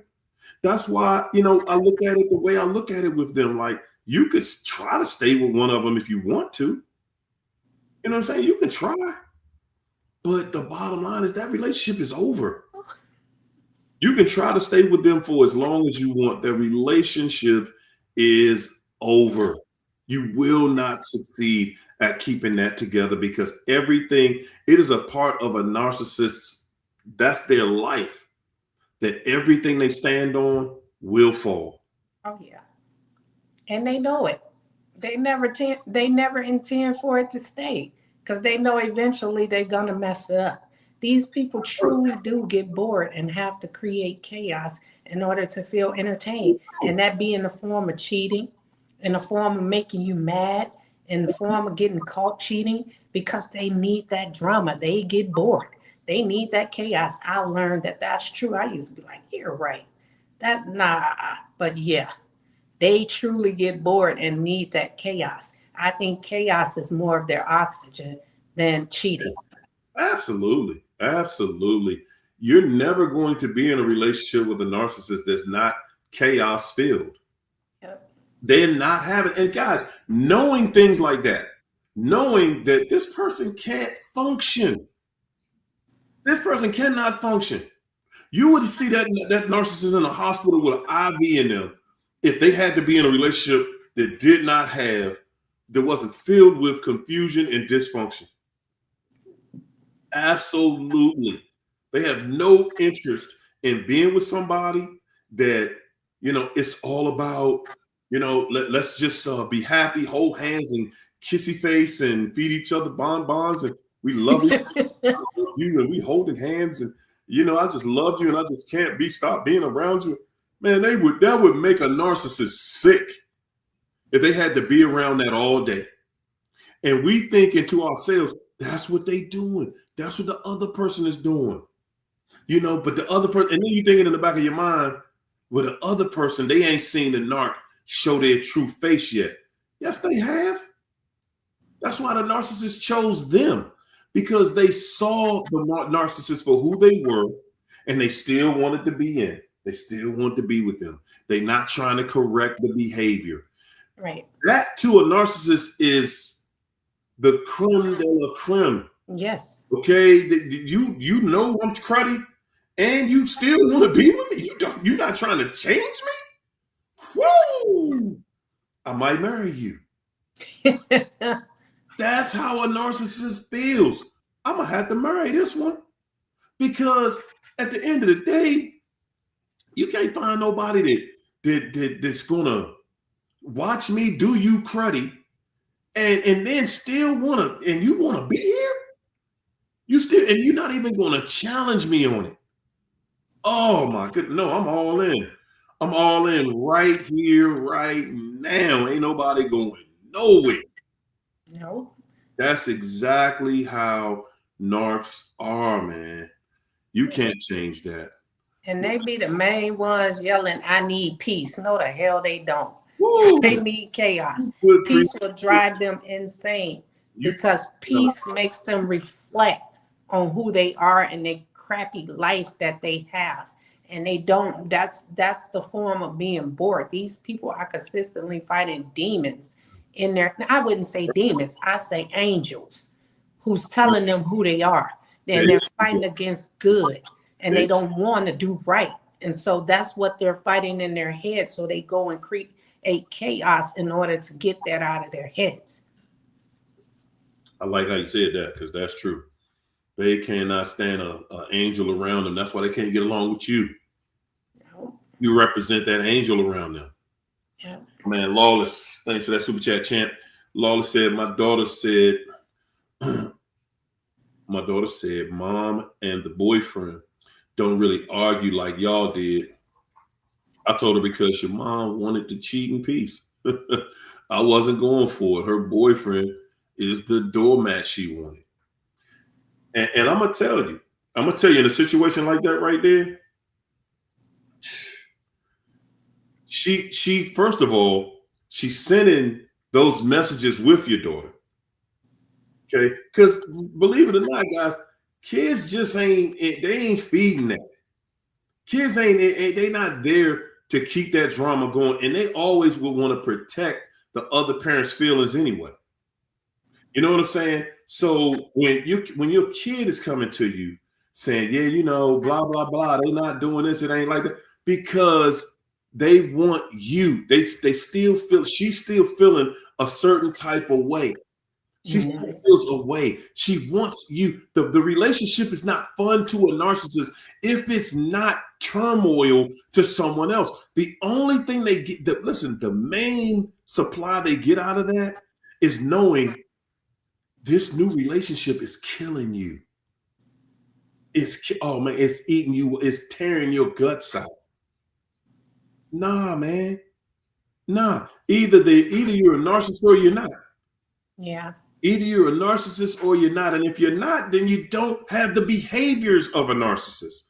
It ain't like a good person. You're not going to see them doing things. Oh, man, you know what? So-and-so was a good person, but you know what? They did cheat in that situation. Okay, they might have cheated, but they're not going to sit there and be like, okay, I'm about to destroy this family. I'm going to destroy your finances. I'm going to destroy everything around you. I'm going to do this. I'm going to do that. I'm going to do everything I can to tear you apart. See, that's how you know you're dealing with a narcissist. A narcissist is not there just to cheat. It ain't about just cheating. You know what I'm saying? To some people, they just wanted to be intimate with this person over here. They ain't want to hurt nobody. They ain't want to tear their family apart and this and that and everything else. A narcissist wants to destroy some stuff. They want this new person that they cheating with. They want to be able to destroy that person's family. They want that person to leave their relationship. They don't really want to be with somebody that's single.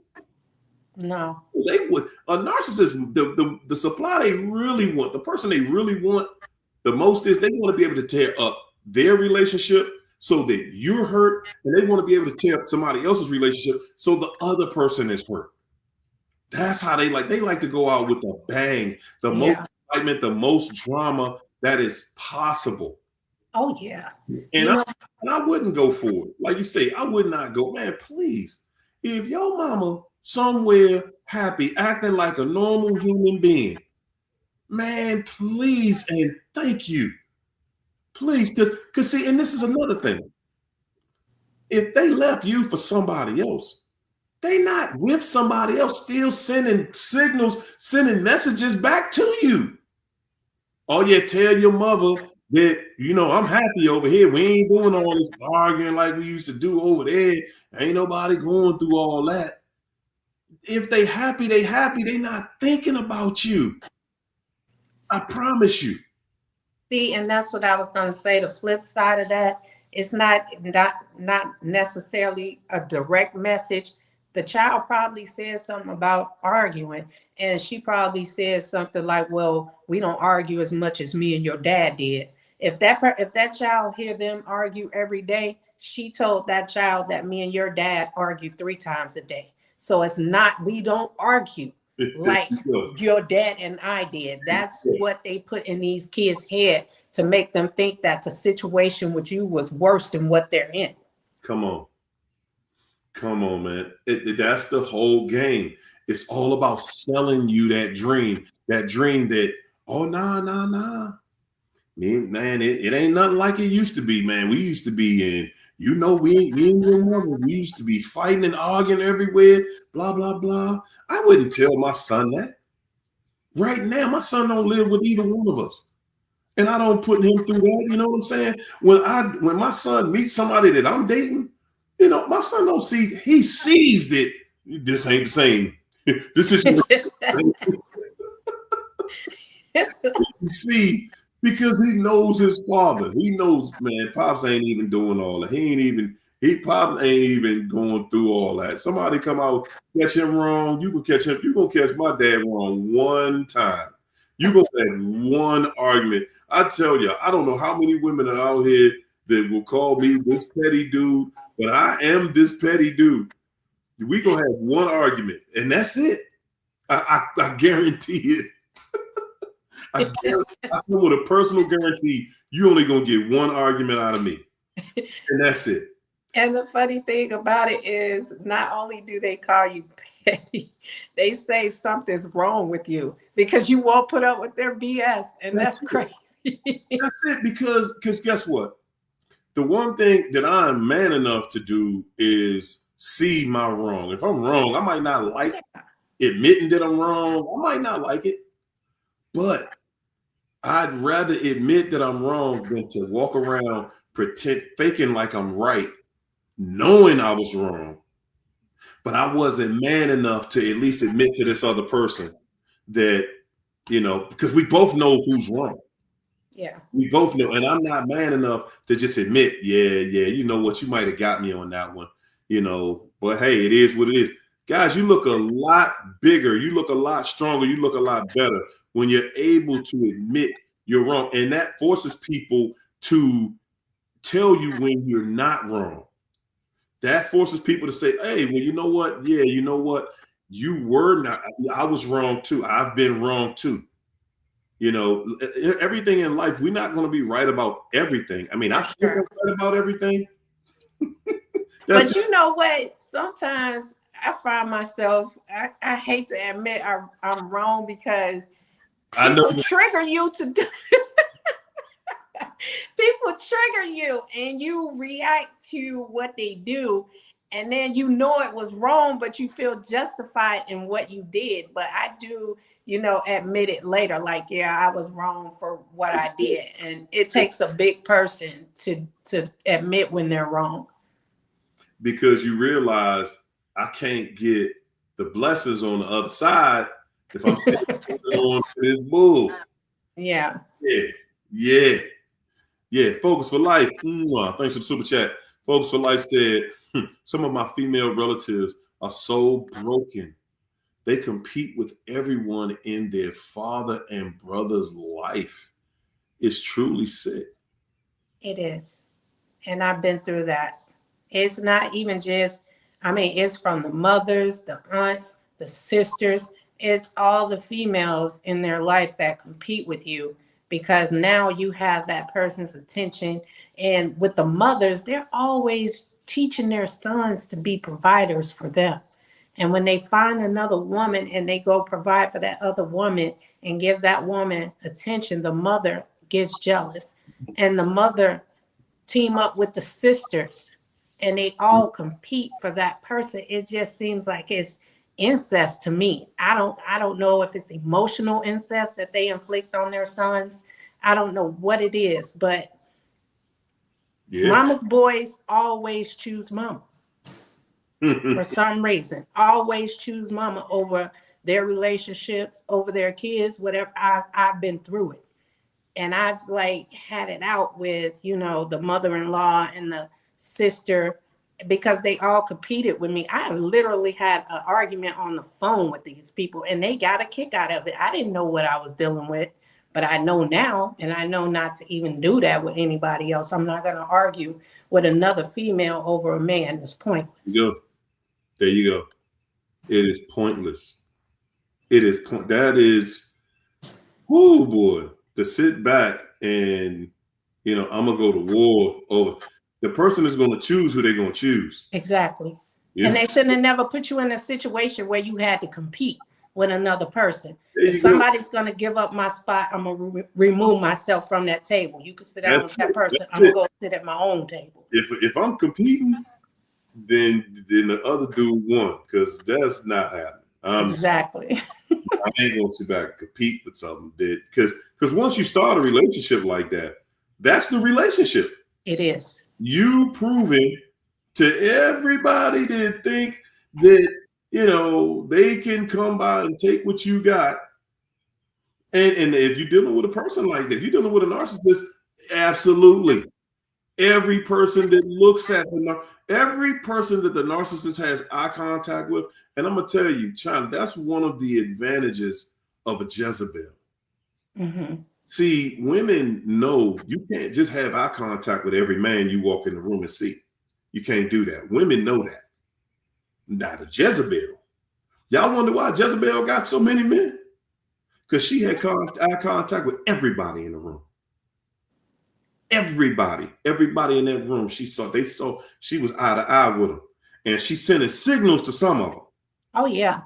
Oh, yeah. A lot of women wonder I wonder what this woman is doing. Y'all will sit back and you was like, man, I know I'm looking at this woman. She is not half as beautiful as me. And she keep a man, keep a husband, keep fools going crazy about her.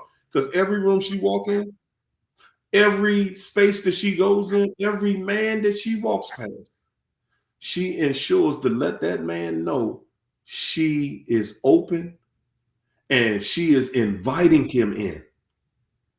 See, that's something that every woman ain't going to do. Every woman is not going to just be out inviting people into her life. A Jezebel, yes, she is. And guess what?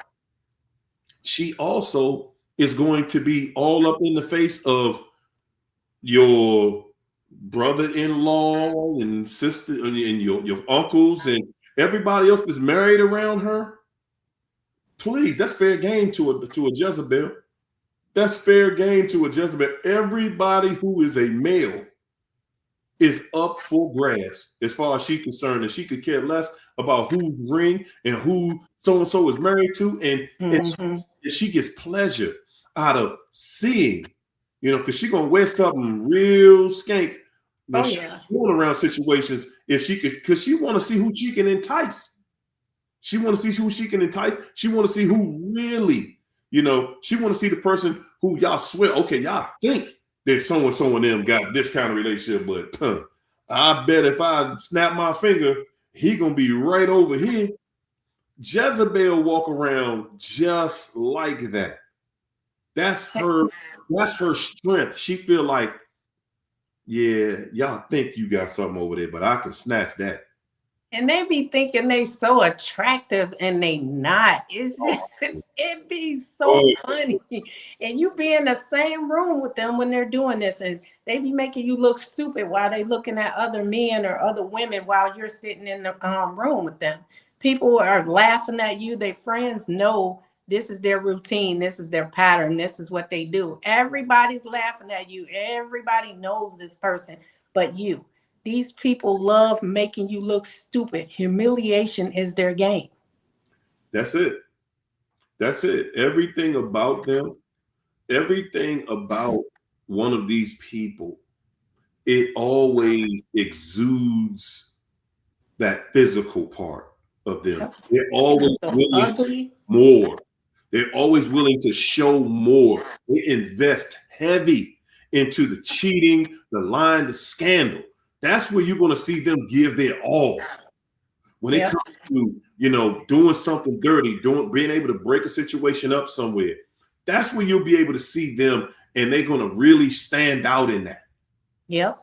They're not going to stand out in a situation where, they go around the family and the people in the family, everybody likes them. No, it's not going to be that, because everybody in the family still notices, oh yeah, I see you looking at so-and-so's, man. See you looking at such and such. A lot of people in there catching all of that. Yep. Oh yeah, they see that so-and-so is out of pocket. Then the person they be looking at look at you, and that's how you know they looking at that person, and they will deny it with everything in them. You are the most insecure, and that was so-and-so looking at me. You better go run over there and check them, because they was all in my face. Oh yeah, listen, that's what you're gonna get if you ever confront one of them. And like I said, ladies, man, that Jezebel, when she walk in the room, and she see you. She see you, and she looking at you like, yeah, I know you think you cuter than me, but you're me though. That's how she feel. And that's why she's walking in there trying to do something to entice. She wants to be able to get that eye contact. Yep. And if he come out there and speak to her, give her a hug, whoo, she gonna make sure she lean right into him. But you know what? They got a knack for knowing the lustful men. They know who's who. Yeah, and they know who's going to go and who's not. Absolutely. Absolutely. And they're going to try everything and anything disrespectful because that's who they are. That's what they exude. That's who they are at their core. They are someone who is all about disrespect. They're all about, bringing in confusion.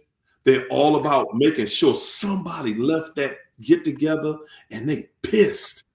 They want to make sure somebody left there and their whole world is upside down. Because you walked in there with your husband and everything was fine. And all of a sudden, you see this harlot over here and you like, what is going on, babe?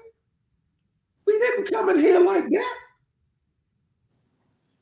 And he just like, man, I ain't do nothing with her. I ain't say nothing to her. But you all in her face. Babe, she all in my face. But why you returning any of that? So now she done sent y'all home mad, arguing, and then you can't even say nothing to the man because they haven't really done anything. Right. But you see it and you feel it. Guys, that's another thing that they manipulate you about. That's something that sticks in your mind. That's another thing that makes it difficult to get over a narcissist because you feel that energy in the room. When you walk in that room, you feel that energy between this person and the person you with. You feel that energy. Stop listening to them tell you what the hell you don't see because you see it, you feel it. You feel it. You know you grown. You've been around that. You've been around trifling people before. You know what they all about. And what do? They do it in a way where you cannot put a finger on them, a finger of certainty. They want to keep some doubt in the room so that you can't just go, oh yeah, you was all up in so-and-so face all night long. No, they're not going to do it like that. They're going to do it in your face. No question about it. But they're going to do it in a way where you cannot physically say they violated. They're going to take it just far enough so that they can still call you crazy for reacting to the energy that you felt. Yeah. But if you're smart, you'll call them out anyway. Hey, ho, baby. What you not going to do is tell me that I didn't see that energy, that I didn't feel the energy right here between so and so.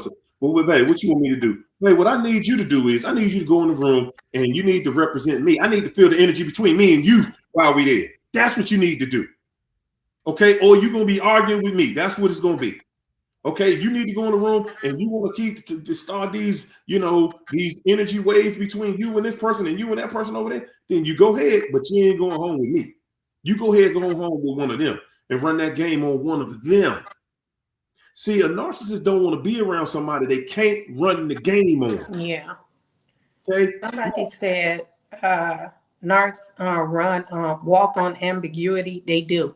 They leave that open to interpretation. So when you give it your interpretation, they say you said that, not me. That's what you thought, not me.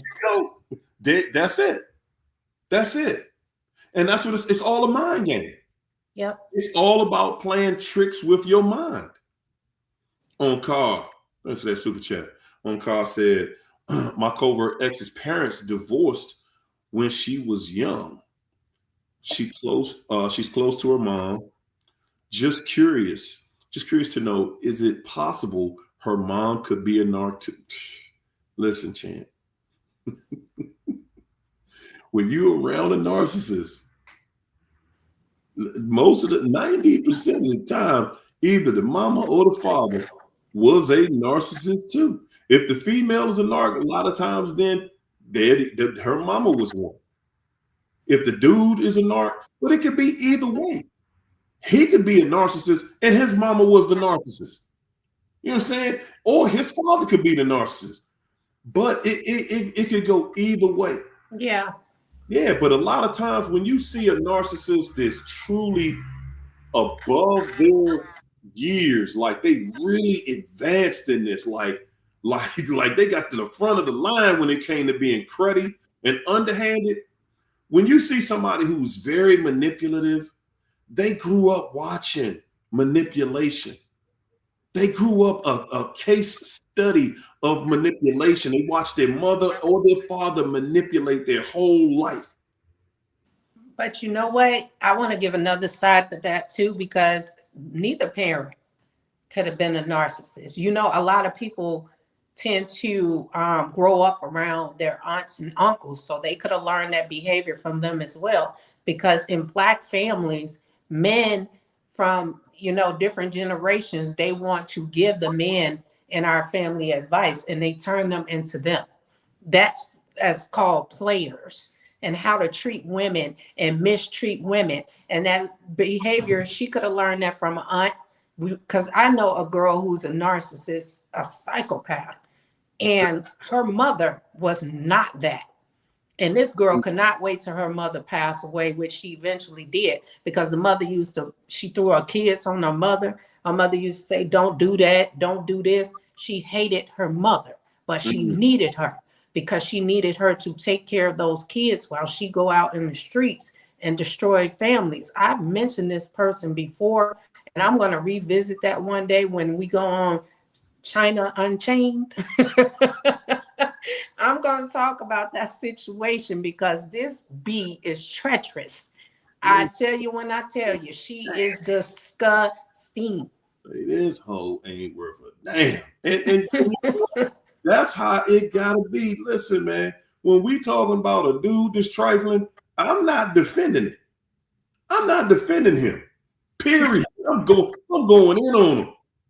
The same way we talk about a female that's trifling. Man, please. It's no holds barred. It's no holds barred. Because at the end of the day, we trying to help people that are trying to figure out how to get back on their feet mentally. You know what I'm saying? How do you get back on your feet mentally when you've dealt with somebody who was so cruddy? How do you get over this? But one of the ways, trying to get over this, one of the things that really, one of the things that's hard to do to find out, guys, man, one of the hardest things out here to do is to figure out how to get over this situation, man. I'm telling you. Trying to figure out how to get over one of these people, how to get yourself from under that craziness, that feeling of anxiety. You know, just being around somebody that every time you're around that person, oh Lord, here we go. You ain't done nothing. But oh man, here we go. Man, that's one of the worst feelings you could ever feel. And that's why I'm saying, man, sometimes, man, you gotta learn how to be cold too. Because telling the narcissist one of the reasons why it's so hard to leave a narcissist, because you want to do a confession when you leave them. You want a whole confession. Well, this is gonna be our last conversation, and I'm gonna do this, and I gave you all the chances I could give you. They don't even want to hear that mess. They're like, I don't even want to hear this mess. You ain't going nowhere. Because if you was going somewhere, you wouldn't even say it. That's how a narcissist looks at it. And that's what they respect when you cut off communication. And that's why I say, man, nah, buddy. No, I don't owe you no explanation. You let people know when you meet them. If you do something that offends me, I don't feel no obligation to let you know I ain't with you no more. And you know, the funny thing about it is, somebody says zero reciprocity. That's true, because all while they're dogging us, they're out trying to impress somebody else and get somebody else's approval. And that's why a lot of them flash money. That's why a lot of them, buy all this fancy stuff. I have a sister that does that. Otherwise, that nobody recognizes her. So she have to go out and get something for somebody to recognize in order to recognize her. Yeah. They're always trying to impress somebody else who's not impressed. And it's sad, man.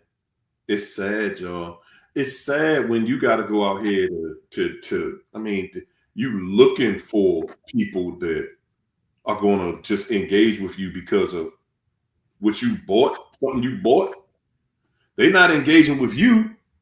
They're relating to what you have, what you representing that you have. And you just trying to get them in the frame of mind. Well, hey, if you with me and you get to have this too. No, that ain't what real life is about. Real life is about finding somebody who actually wants to live a real life, y'all. We always get caught up in that money thing. Don't get me wrong. Yeah, I know it's out here because these prices on this stuff out here right now, man, good gosh. I'm gonna tell y'all, man, that dude Trump get out that White House, man. Before we gonna snatch him out of there and beat him. Indeed, we gonna snatch his ass out and beat him. He's got everybody. He just got this whole situation, just jacked up, man, for nothing. And it is what it is. That's a whole nother topic, but yeah, he got us out there right now, and that's what it's like dealing with a narcissist, y'all. He's the prime example. Just lie about everything. He lied. He loved how it sounded when he lied. He loved the sound of it. Not apologetic about nothing. Man, The people who was the most loyal to him, he done fired the woman. And she begged him not to fire her. Because she loved being in that spotlight. She loved people hating on them, and they just dogging, they dragging America.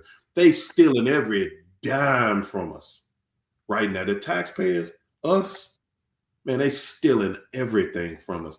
And they have no loyalty. She thought that, hey man, I'm doing it. I'm just like him. Ain't no way he gonna fire me. He's gonna fire you. That's the devil. The devil has no loyalty to anybody. There is no loyalty. He's still firing. He's firing right now. He in the middle of a war, and he's firing generals. Guys, you can't make this stuff up, man. You can't make this. If there ever was, guys, if y'all want to know the mindset of a narcissist, just follow that dude. Look at what he does every single day. Every lie we've been told. They told us we have billions of barrels of oil stockpiled in America.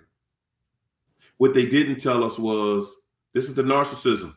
What they didn't tell us was that those billions of barrels of oil, that another country owns that. We sold all of it. See, and we sold it because we got to make sure that these people on the top echelon, we got to make sure they're filthy rich. While we struggling to buy 1 gallon of gas, these people are wiping their butt with $1 bills. Yeah. And that just shows, with him firing people and people having to beg, the saying is true. There's no honor among thieves. None. One thief is going to always try to oust the other one to take what they have. And that's exactly what's going on. And this man is showing that he has no intention on leaving that White House because he has demoed some of it to rebuild something to his liking, which means that he has no consideration for the people coming behind him because he feels like there's not going to be no one after him. It's going to be him. And this man did this with no approval. He can't just, he can just do it. He did it. And what's going to happen to him? But let you and me go do something so small and minute. We're going to prison. They're going to make an example out of us. That's right. That's right, Teron. He's stealing everything. And it ain't just him. It's a coup of them. It is a coup of them. They stealing every penny out of this country. Everything they told us about. Oh yeah, all of the weapons that we purchase every year with the tax dollars. Oh yeah. We sold those weapons too. Yeah, and we didn't put the money back in the budget. Guys, these people are selling things with our money, taking it, and then this FBI that all of us are so absolutely afraid of. They do the investigations on them and come up with nothing. Oh, what money? What money? What money y'all talking about? Oh, Mrs. Simone. Oh, yeah. That 3 trillion over there. We don't know where it went. Let you come up with 3 cents missing. 3 cents missing, and see what they do to you. They know how to prosecute when they feel like it. Yeah. You can steal a damn toy out of Walmart and go to jail. Yeah, okay. Yeah, try to walk out of Walmart with it if you want to. Yeah. And they letting trillions walk right out the front door. That's why they doing all of this stuff, giving them these honorary plaques and all of this old crazy mess. That's why they doing it, because all of them eating. It ain't just him. It ain't just him. This old fake mess he doing about this war. Man, please. That's the biggest scam ever. That's the biggest sham ever. That's how they gonna steal the money. Yeah. Send the military over there. Oh yeah, we blew. Oh yeah, all of these bombs we set off and blah blah blah blah. But that's $100 trillion. They came out 2 weeks last week. They was asking for 22 billion. Now he asking for 1.5 trillion. See, but you know what? A lot of people talk about a lot of crime here in America is because America needs weapons, because we have done so much dirt. If you look at other countries, how citizens, not even their law enforcement, are allowed to have weapons to patrol, it works. The system works. Their crime is not as high as ours. But see, we can't get rid of weapons because we need it, because our country has done so much dirt to so many other countries. To get rid of our weapons would be like self-destruction. This country would be one. I mean, this country is one big lie. It's built off a lie. It is. It absolutely is. And you can see by the way they're doing everything, the way everything is moving right now, all the lies are coming out. Yeah. They don't have stuff the way they claim we had it. The stuff that they claim that we're doing, they haven't officially called it a war yet. They have not officially called it a war yet. But yet you're taking our dollars. Congress didn't approve it. Nothing, man. They just flat out say, and at the end of the day, that's why every other country in the world right now is saying that no one in America in leadership has any level of integrity. That's the one thing that they say about Americans right now. That Americans the leadership, there's no integrity there. And nobody's backing America in this mess. They like, man, that's y'all.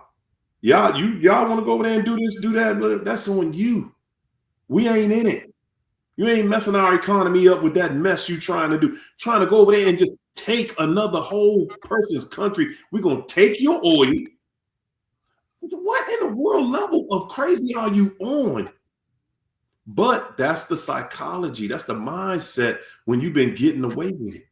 And that's a narcissist. They've been getting away with it for so long. And now you in something that you can't get out of. Get out of. Man, listen, y'all better study Iran. Y'all talking about karma? You better study Iran. Iran is fighting America right now in a way. They're fighting America in a way. They're doing everything that we tell y'all to do to a narcissist. They said, no, we're not going to talk. We was trying to talk to y'all. What did you do when we wanted to talk? Y'all bombed the place. They bombed the place when we tried to talk. So it's no more talking. So guess what we're going to do? We're not going to talk to you, and we're going to bomb everybody that love you. Everybody that backed you. You can't protect them. Y'all better look at the chess game that's going on. See, America thought that, oh yeah, they can't fight us back. They can't send bombs over here to the U.S., and they can. And we're going to see soon. We're going to see soon. But that was the mindset of leadership here. Well, they're not going to be able to do nothing to us. Nah, they ain't going to be able to touch us. They said we don't have to. We're going to still touch you, but we're going to touch you in a different way. We're going to cut you in a way where it get to that pocket, baby. We're going to destroy your money. Listen, y'all, you can bomb a country and physically, it's just like what they say. A man can hit a woman physically, but the most damage you can do is that mental damage. You can bomb a country until it's completely flattened. But as long as their money is still worth what it was worth, rebuild that the next week. You can rebuild everything that they destroyed as long as your money is strong. But your country don't need one bomb to hit the ground. And they flatten your money. Your country don't exist no more. Yep. You don't exist because the money. See, Iran, they looked at it, they said, oh, no. We know what's important to y'all. Oh, yeah. You think that these bombs and stuff going back and forth, that's the answer. No, we're going to show you the answer. We're going to show you that we ain't got to send one bomb to America and destroy you completely. They've watched America deplete other countries, take their natural resources, just walk in and take it, whatever you want, and do whatever you want. And now they're saying, no, buddy, you ain't getting out of this. You ain't getting out of this because you can't stop, and you can't stop it. Good God. See, but the thing is, people don't realize that these moves that he's making, he just brought America to its knees. Because at the end of the day, he did. All of this that he's doing, we're going to have to reverse course. We're going to have to go to them to negotiate, and that's going to make us look weak. China, listen, he's already doing that. They won't talk to him. He's already doing that. He's been trying. He's so delusional. He's the narcissist. He's so delusional. He's trying to tell them the war is over. They like, who are he talking to? He over there. Look at him. He talking to himself. He crazy. He talking to himself. He's saying, yeah, it's gonna be over soon. And every day he's trying to commit troops to go over there to that Strait of Hormuz. Listen, y'all. I know they might kick me out for this, but it is what it is. We just be doing Zoom meetings or whatever. We going to a different platform. If you got some kids in this service out here, man, you better not let them go. I would not let them go follow the direction of this fool here. I would not do it.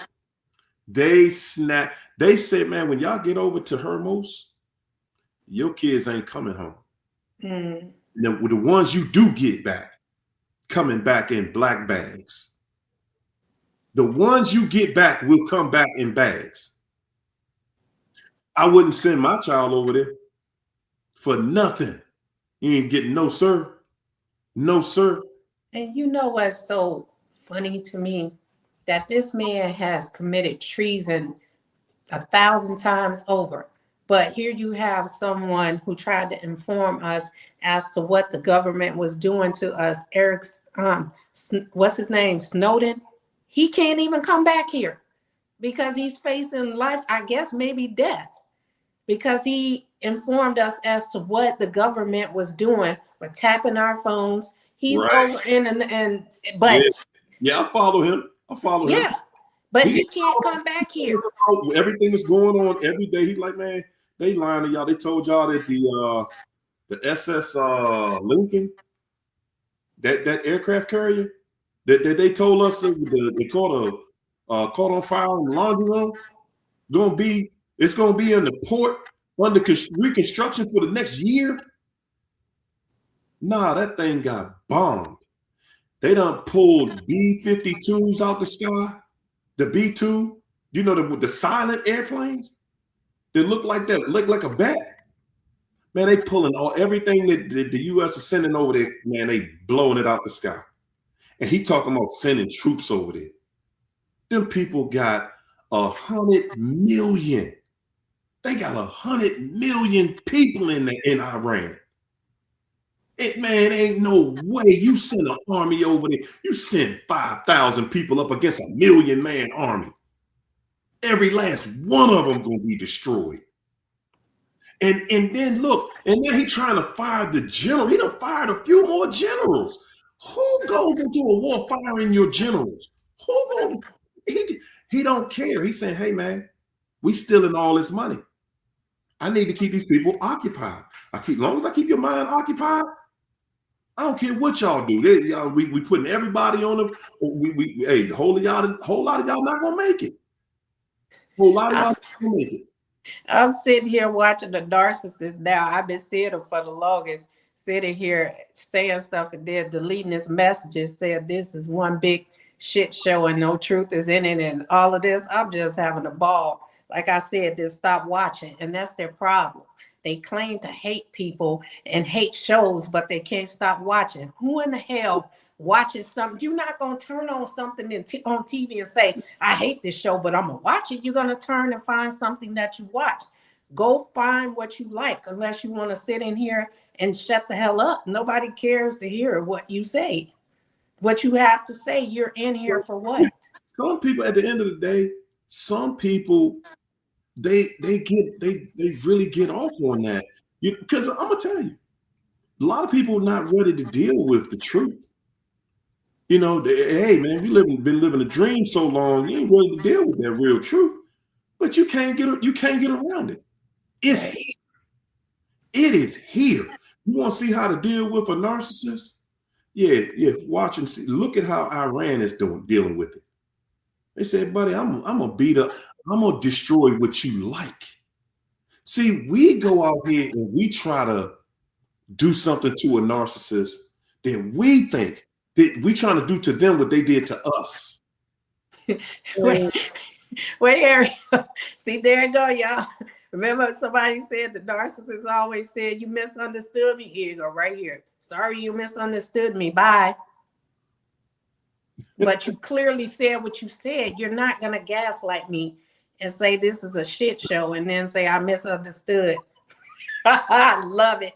Y'all watching it right here. Here it is, right here. Hey man, I mean, at the end of the day, he's entitled to feel how he feel. I'm not even mad with people feeling how they feel, because what you're not gonna do is you're not going to come in here and lie. Right. If your truth is stronger than mine, then put it to the test. Let's put it to the test. Come in the chat. Right. Matter of fact, if they could talk like a human being, I'll bring them on the show. Hey, you know what I'm saying? Come on into the show and speak how you feel, but don't be disrespectful. I won't. You know said, wow, I wasn't talking about this show. Well, why you deleted? You deleted everything you put down, bro. At the end of the day, man, hey, Sean, listen. Everybody want their 30 seconds of fame, man. It ain't even that serious. My thing is what we not gonna do is sit here and pretend. Right. I'm not. If everybody else wants to pretend, that's on them. That's what narcissists want. That's what they love. That's what they live for. But you're not gonna sit here and tell me that I watched this country go to Venezuela and take their oil and take their gold and pretend that ain't what they did. Like, we're not just walking around the country, around the world like a big bully, going and fighting people that have no military. And then when you get into a fight with somebody who got a military, you getting mollywopped. Like, come on, man. No, I wasn't cut from that. I wasn't cut from that. I wasn't taught how to fight people without them being able to fight back. Right. That ain't nothing strong about that to me. That's just being a bully. Exactly. And every bully gonna get it. Oh, and you're gonna get it when it's least convenient. The bully is always the weakest. Always the weakest, the biggest pretender. And got people out there with their children, man. People got their children out here fighting. Look, get ready to lose their lives. And for what? Because he said so, because they want all the money. So while everybody's over there in that country, he ain't worrying about them coming back. He ain't worrying about paying their benefits. You can't even pay people over here their benefits and their money. But we got money to keep on giving y'all. And then where the money going? Who getting the money? Who's making a bomb that costs $1 million? That tell you how trifling this joint is, man. That tell you how trifling this joint is. They just robbing us. They robbing us. Yeah. Oh no, each bomb costs $1 million. Some of them cost, you got bomb systems that cost $1 billion. How? What about it makes it $1 billion, man? What? That's nothing but the lie they telling us. That's the lie they telling us. Because whatever they said that stuff was worth, Iran done blew all of it up. And it ain't worth a penny right now. It done been blown up. So what does that mean? We just paid a thief to take $1 billion from us, the taxpayer, because that's how secretive the information is. This really, really, and they blown it up with a $10,000 drone. We spent $1 billion. They spent 10,000. Who is the dummy? And you know what? This economy is so bad. I swear to God, I went from a Camaro to a bike. I'm talking about putting that car up and in storage. I got a bike. I'm glad my job is not too far. Hey, China, you laughing. I was thinking today, they said, hold up, man, I need to get me a bike. I need to get one of them mopeds like they do in those other countries like Italy and stuff. And you can find even in Latin countries. You know, they got those motorbikes. I'm like, man, shoot, the gas about to be $10 a gallon. It don't take but 1 gallon to fill up that bike, and I can ride for a whole week on it. Hey, okay, that might be affordable. At least in the summertime and the spring. Man. Because who can afford to pay? Who can't nobody afford this crazy mess? They literally putting us out of everything, man. They taking all our money and they stealing it. They're putting all kinds of, he putting the tariff on stuff like, oh yeah, we put this tariff on China stuff. Now China got to pay such and such. China making us pay it. Stop lying, man. Right. China ain't paid nothing. We paying it. He taking the money, we paying for the tariffs. Right. That's all it is. You ever notice they ain't saying what they did with it? Did it go back to pay the debt? What they doing with the money? They're taking it. Lying in their own pockets. Hey, y'all. We had another great old night. This was fun. This was fun. We getting hyped. We getting China out of her shell, y'all. We getting China back out of her shell. She can't go too hard. She's still a politician, but she can throw a bomb here and there. I won't be in 2 weeks. I'm out. I can't do this. Oh man, I feel you. And you know what? That says that, hey man, I ain't got the integrity for these people. These people over here are straight up snakes. They mean no good for the public and the people. They're not backing us. Our own Congress right now sold us out, man. Yeah.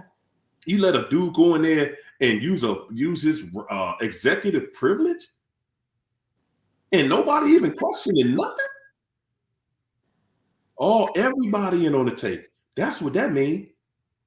He not doing a Richard Nixon. Y'all remember Richard Nixon back in the day? Yeah. No, he not doing a Richard Nixon because he's like, no. If I'm going to, everybody going down. Don't nobody care about this Epstein stuff, man. I can care, man. He a freak or whatever he into. That's him.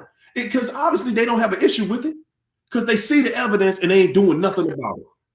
See, and that's the thing. Nixon committed robbery. This man here, he committed a whole heist. This man did a heist. He walked in the bank with no mask on and said, "Give me the money." Period. No ski mask. No, just like what's a Future song? Mask off. Walk in there, mask off. Then took the money and kept it moving. Ain't nobody say nothing. Nobody, man. And this is our country. Everybody in it. I was looking at Terrence Howard yesterday, talking about him and his family. They moving to Iceland. Every celebrity that you listen to out here right now, man, they moving. They getting up out of here. They like, hey man, if y'all knew what we knew, they getting up out of this camp, man. Yeah, they like, man, ain't nothing. This y'all don't even understand what's coming. We don't understand what's coming. You know, and most of the time, that's when it hit us. When it's too late. That's when we feel. That's when we get a chance to see what it really is. That's when it's too late. And that's the thing. It's so much corruption in every level of the branch of government.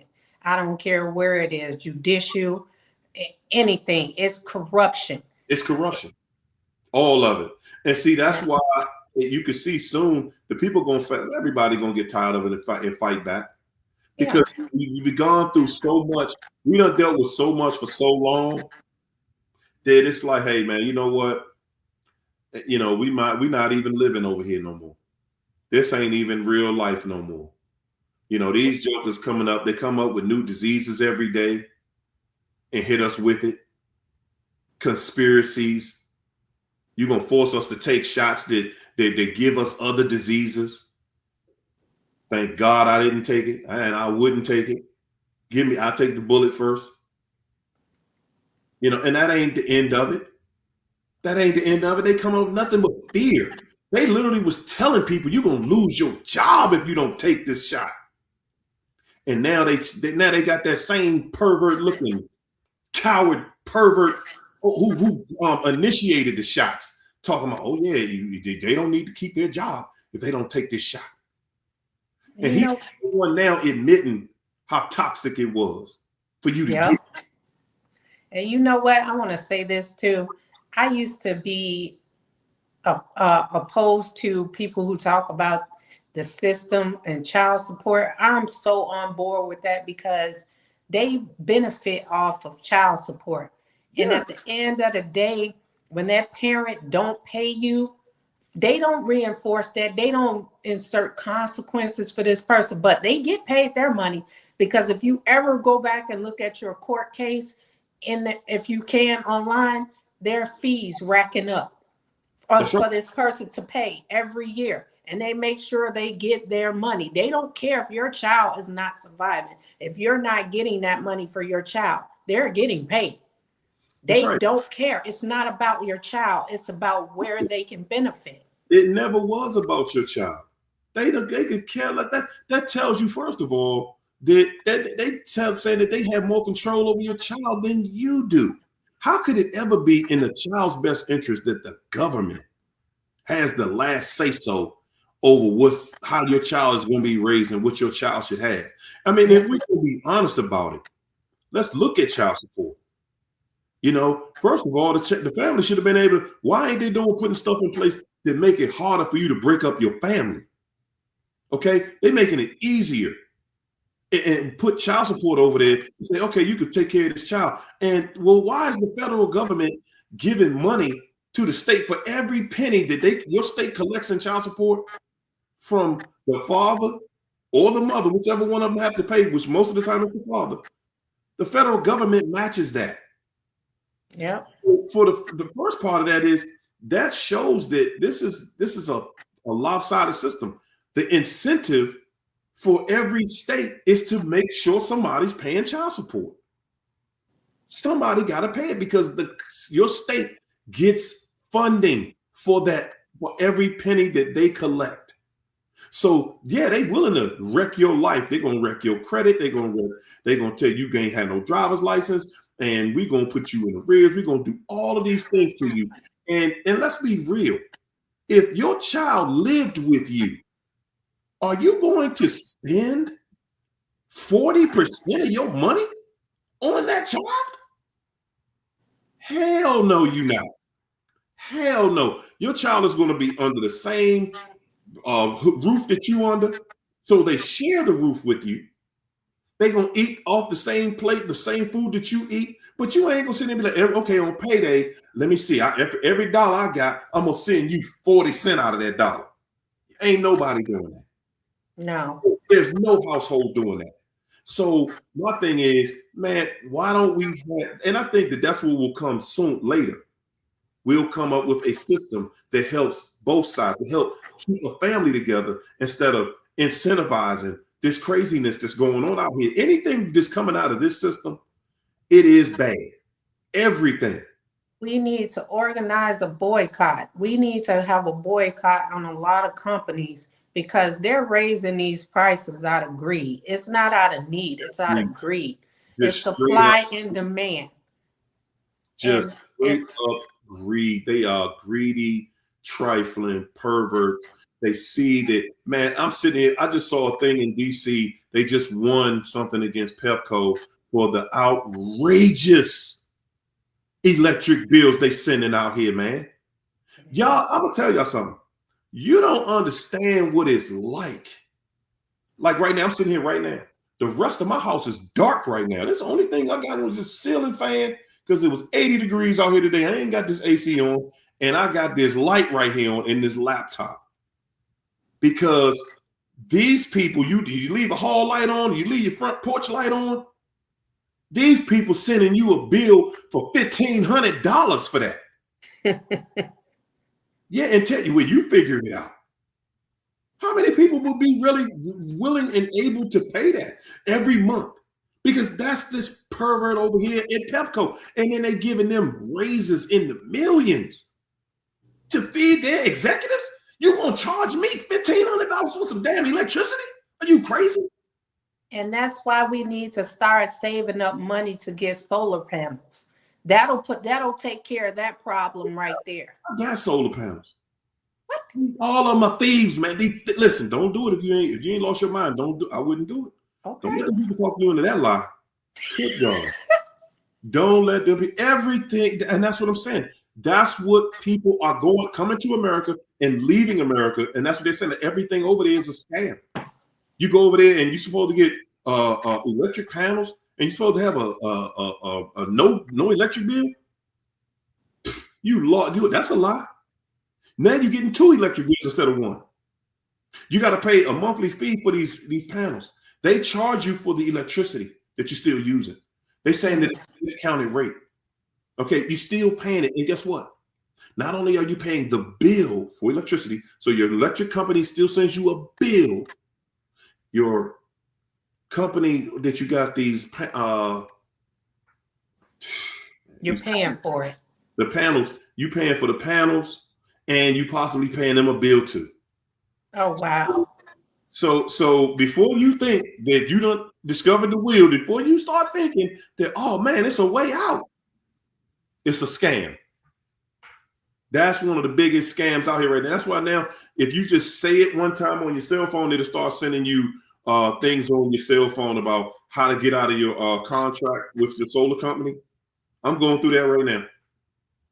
Oh, you know what? I swear to God, I searched something on my phone, and then I go to my TV and I have like my screensaver on because I have Roku, and it'll have an ad of what I looked on my phone. Yeah. I'm like, yes, because they said everything you say into the phone or everything you research, they're gonna flood your phone, and then now they got telemarketers calling you, and you're like, man, I didn't even ask for that. If you like it on Facebook or Instagram, they'll say, well, you inquired. We calling you because you inquired. Man, these people are diabolical. And then to get out of the contract, they got these little side companies.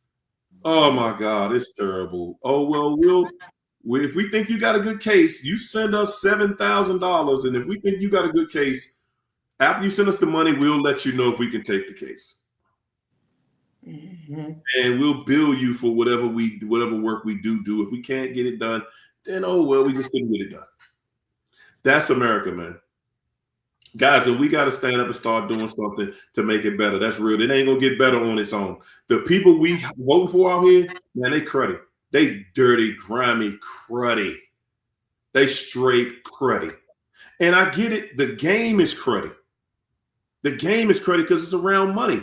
The root of money is the root of all evil. The love of money is the root of all evil. That is the root. That is the root cause every single time, y'all.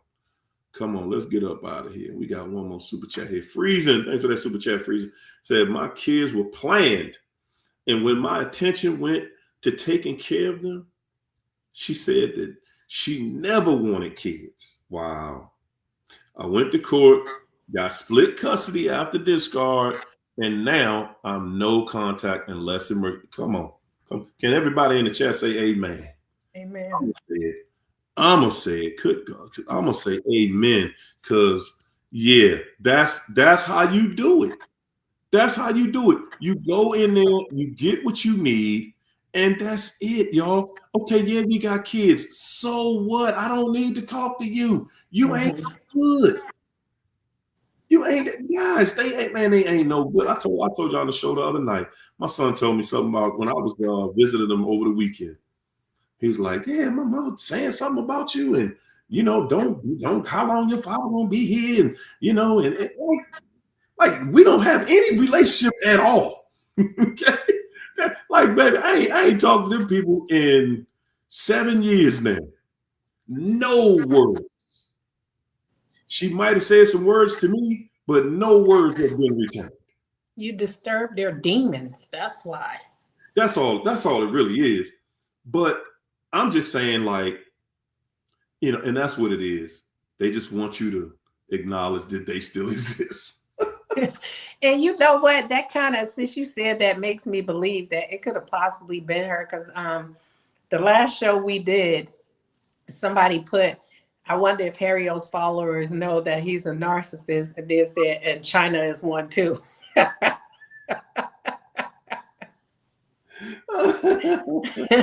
I laughed so hard. I started to say thank you. Hey, well, if you're watching, thank you. They gotta blame it on somebody. Because it couldn't possibly be the narcissist, right? They gotta put it on somebody, man. Well, I could say this. I ain't never went out here and started a family that I wanted to break up or broke up because of my ill behavior. I ain't never went out here and just on purpose dog somebody. Never in my life have I ever met somebody. I just met them. I'm gonna dog you. Right. I ain't never thought about no crazy mess like that. Ever. So I ain't in the qualifying zone for that. But hey, it is what it is. Everybody got the right to their opinion, and so does the devil. You know what I'm saying? The devil got an opinion. But I just feel like it's an attack on this show because, like I said, in my algorithms, that video, even though I remove it, that lady, it keeps showing up. And I'm like, why is this showing up in my algorithms? I would never watch this video again. And it just keeps showing up. And we don't know who else is seeing this. And then you might be losing new followers that may want to come over, but run into that. And it's like, hey, at the end of the day, China, I look at this thing like, man, it's the internet. People look at this internet differently than I do. I look at the success that I've had on this internet as, I'm going to be straight with all of y'all. I don't look at it as I'm just such a great inspiration to the world here.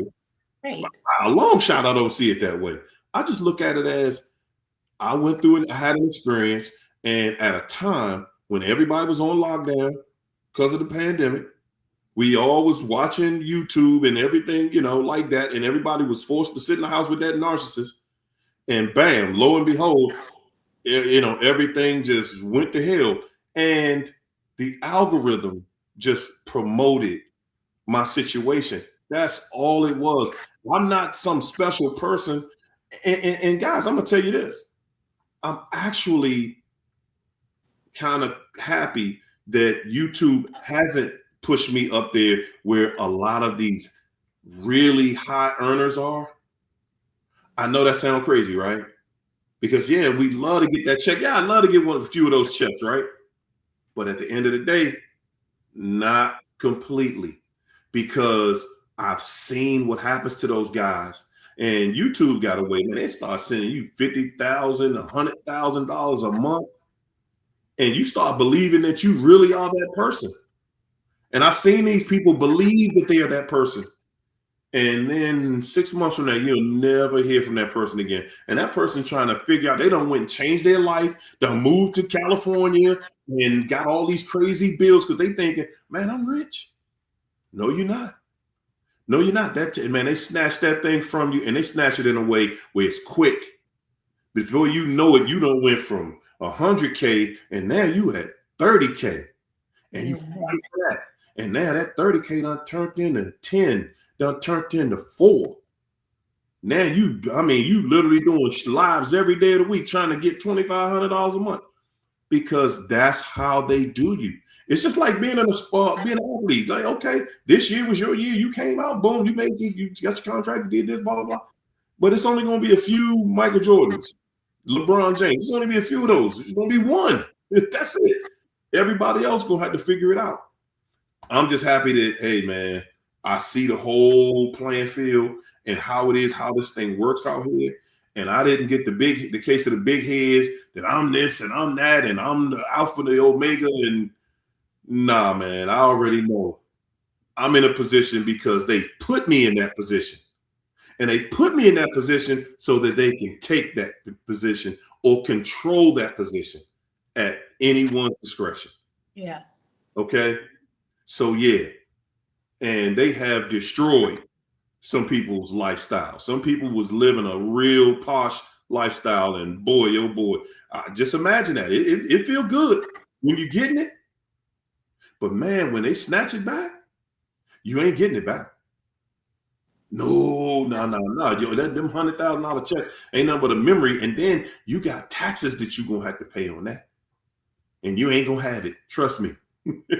It's a whole setup, man. But hey, thank you guys for coming out. China, what you gonna leave everybody with tonight, man? How and why is it so difficult to get over a narcissist? Come on, leave them with a good one. It's hard and difficult to get over them because I came up with another word. I usually say hope, but it's belief as well. Because we want to believe in this person and the things that they sold us, the dream and the lie.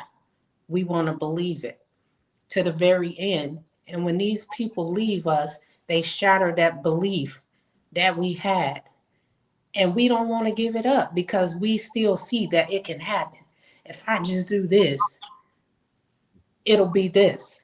It'll never be that because it was never their intention for it to be that, because it could be that.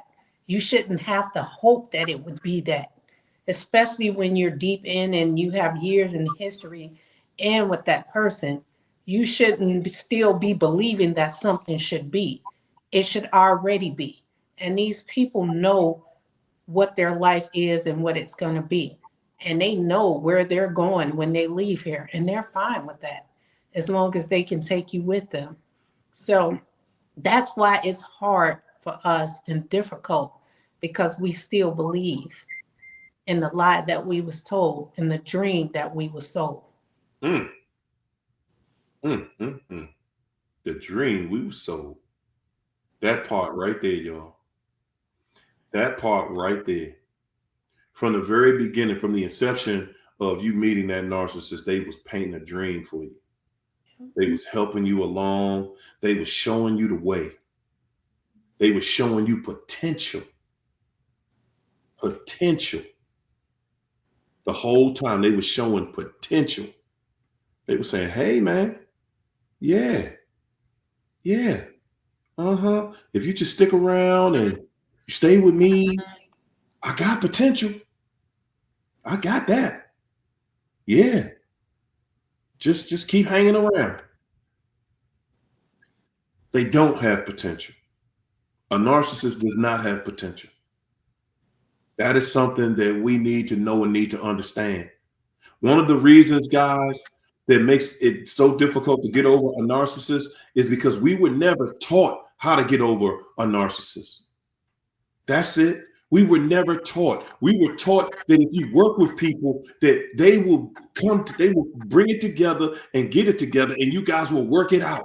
That's what we were taught. We weren't taught that there's some people you will never get along with. We were not taught that. We weren't taught that, hey man, if you meet a Jezebel, you're never going to be able to get along with her. If you meet a warlock or a witch, you will never get along with them. We were never taught that. That's what we're here to do with y'all right here in this room. Able to teach you There are some people you are not going to be able to get along with, people. And I don't care how much you give of yourself. I don't care how much sacrifice you make. I don't care what it looks like. I don't care what you do. That's not what they are here for. Okay? They are here for the abomination of you. And that's it. That is it, people. They are here to abominate. They are here to separate. They are here to make you feel like you feeling. That's what they're here for. The way you feeling when they're gone, that's what they're here for. To make you feel empty, to make you feel destroyed. But we here for something else. Freezing, thanks for that super chat, Freezing. Freezing said, I used to have nightmares and wake up with scratches sleeping. Wow. Sleeping next to the ex-narc. Haven't had a single nightmare since the separation. Now you get it. Now you get it. Y'all, these people are devil. You're sleeping next to a devil and you didn't even know it. You're sleeping next to a devil, a menace. These people cannot stand you. They can't stand your energy. They hate the fact that you're such a person that can get over anything that they throw at you. They hate it. They hate it. Hey guys, that's our show for tonight. We're going to leave you just like we came in here with nothing but love, peace, and soul train. Guys. Guys, next week, listen, happy Easter for everybody to celebrate it this weekend. Happy Good Friday. I had my fish today. Yes, I did. Yes, I did. Oh, my goodness. And I overdid it. It was some good fish I had today. My. Thank y'all. Good night. And everybody, don't let the bed bugs bite. Thanks, China. Appreciate you.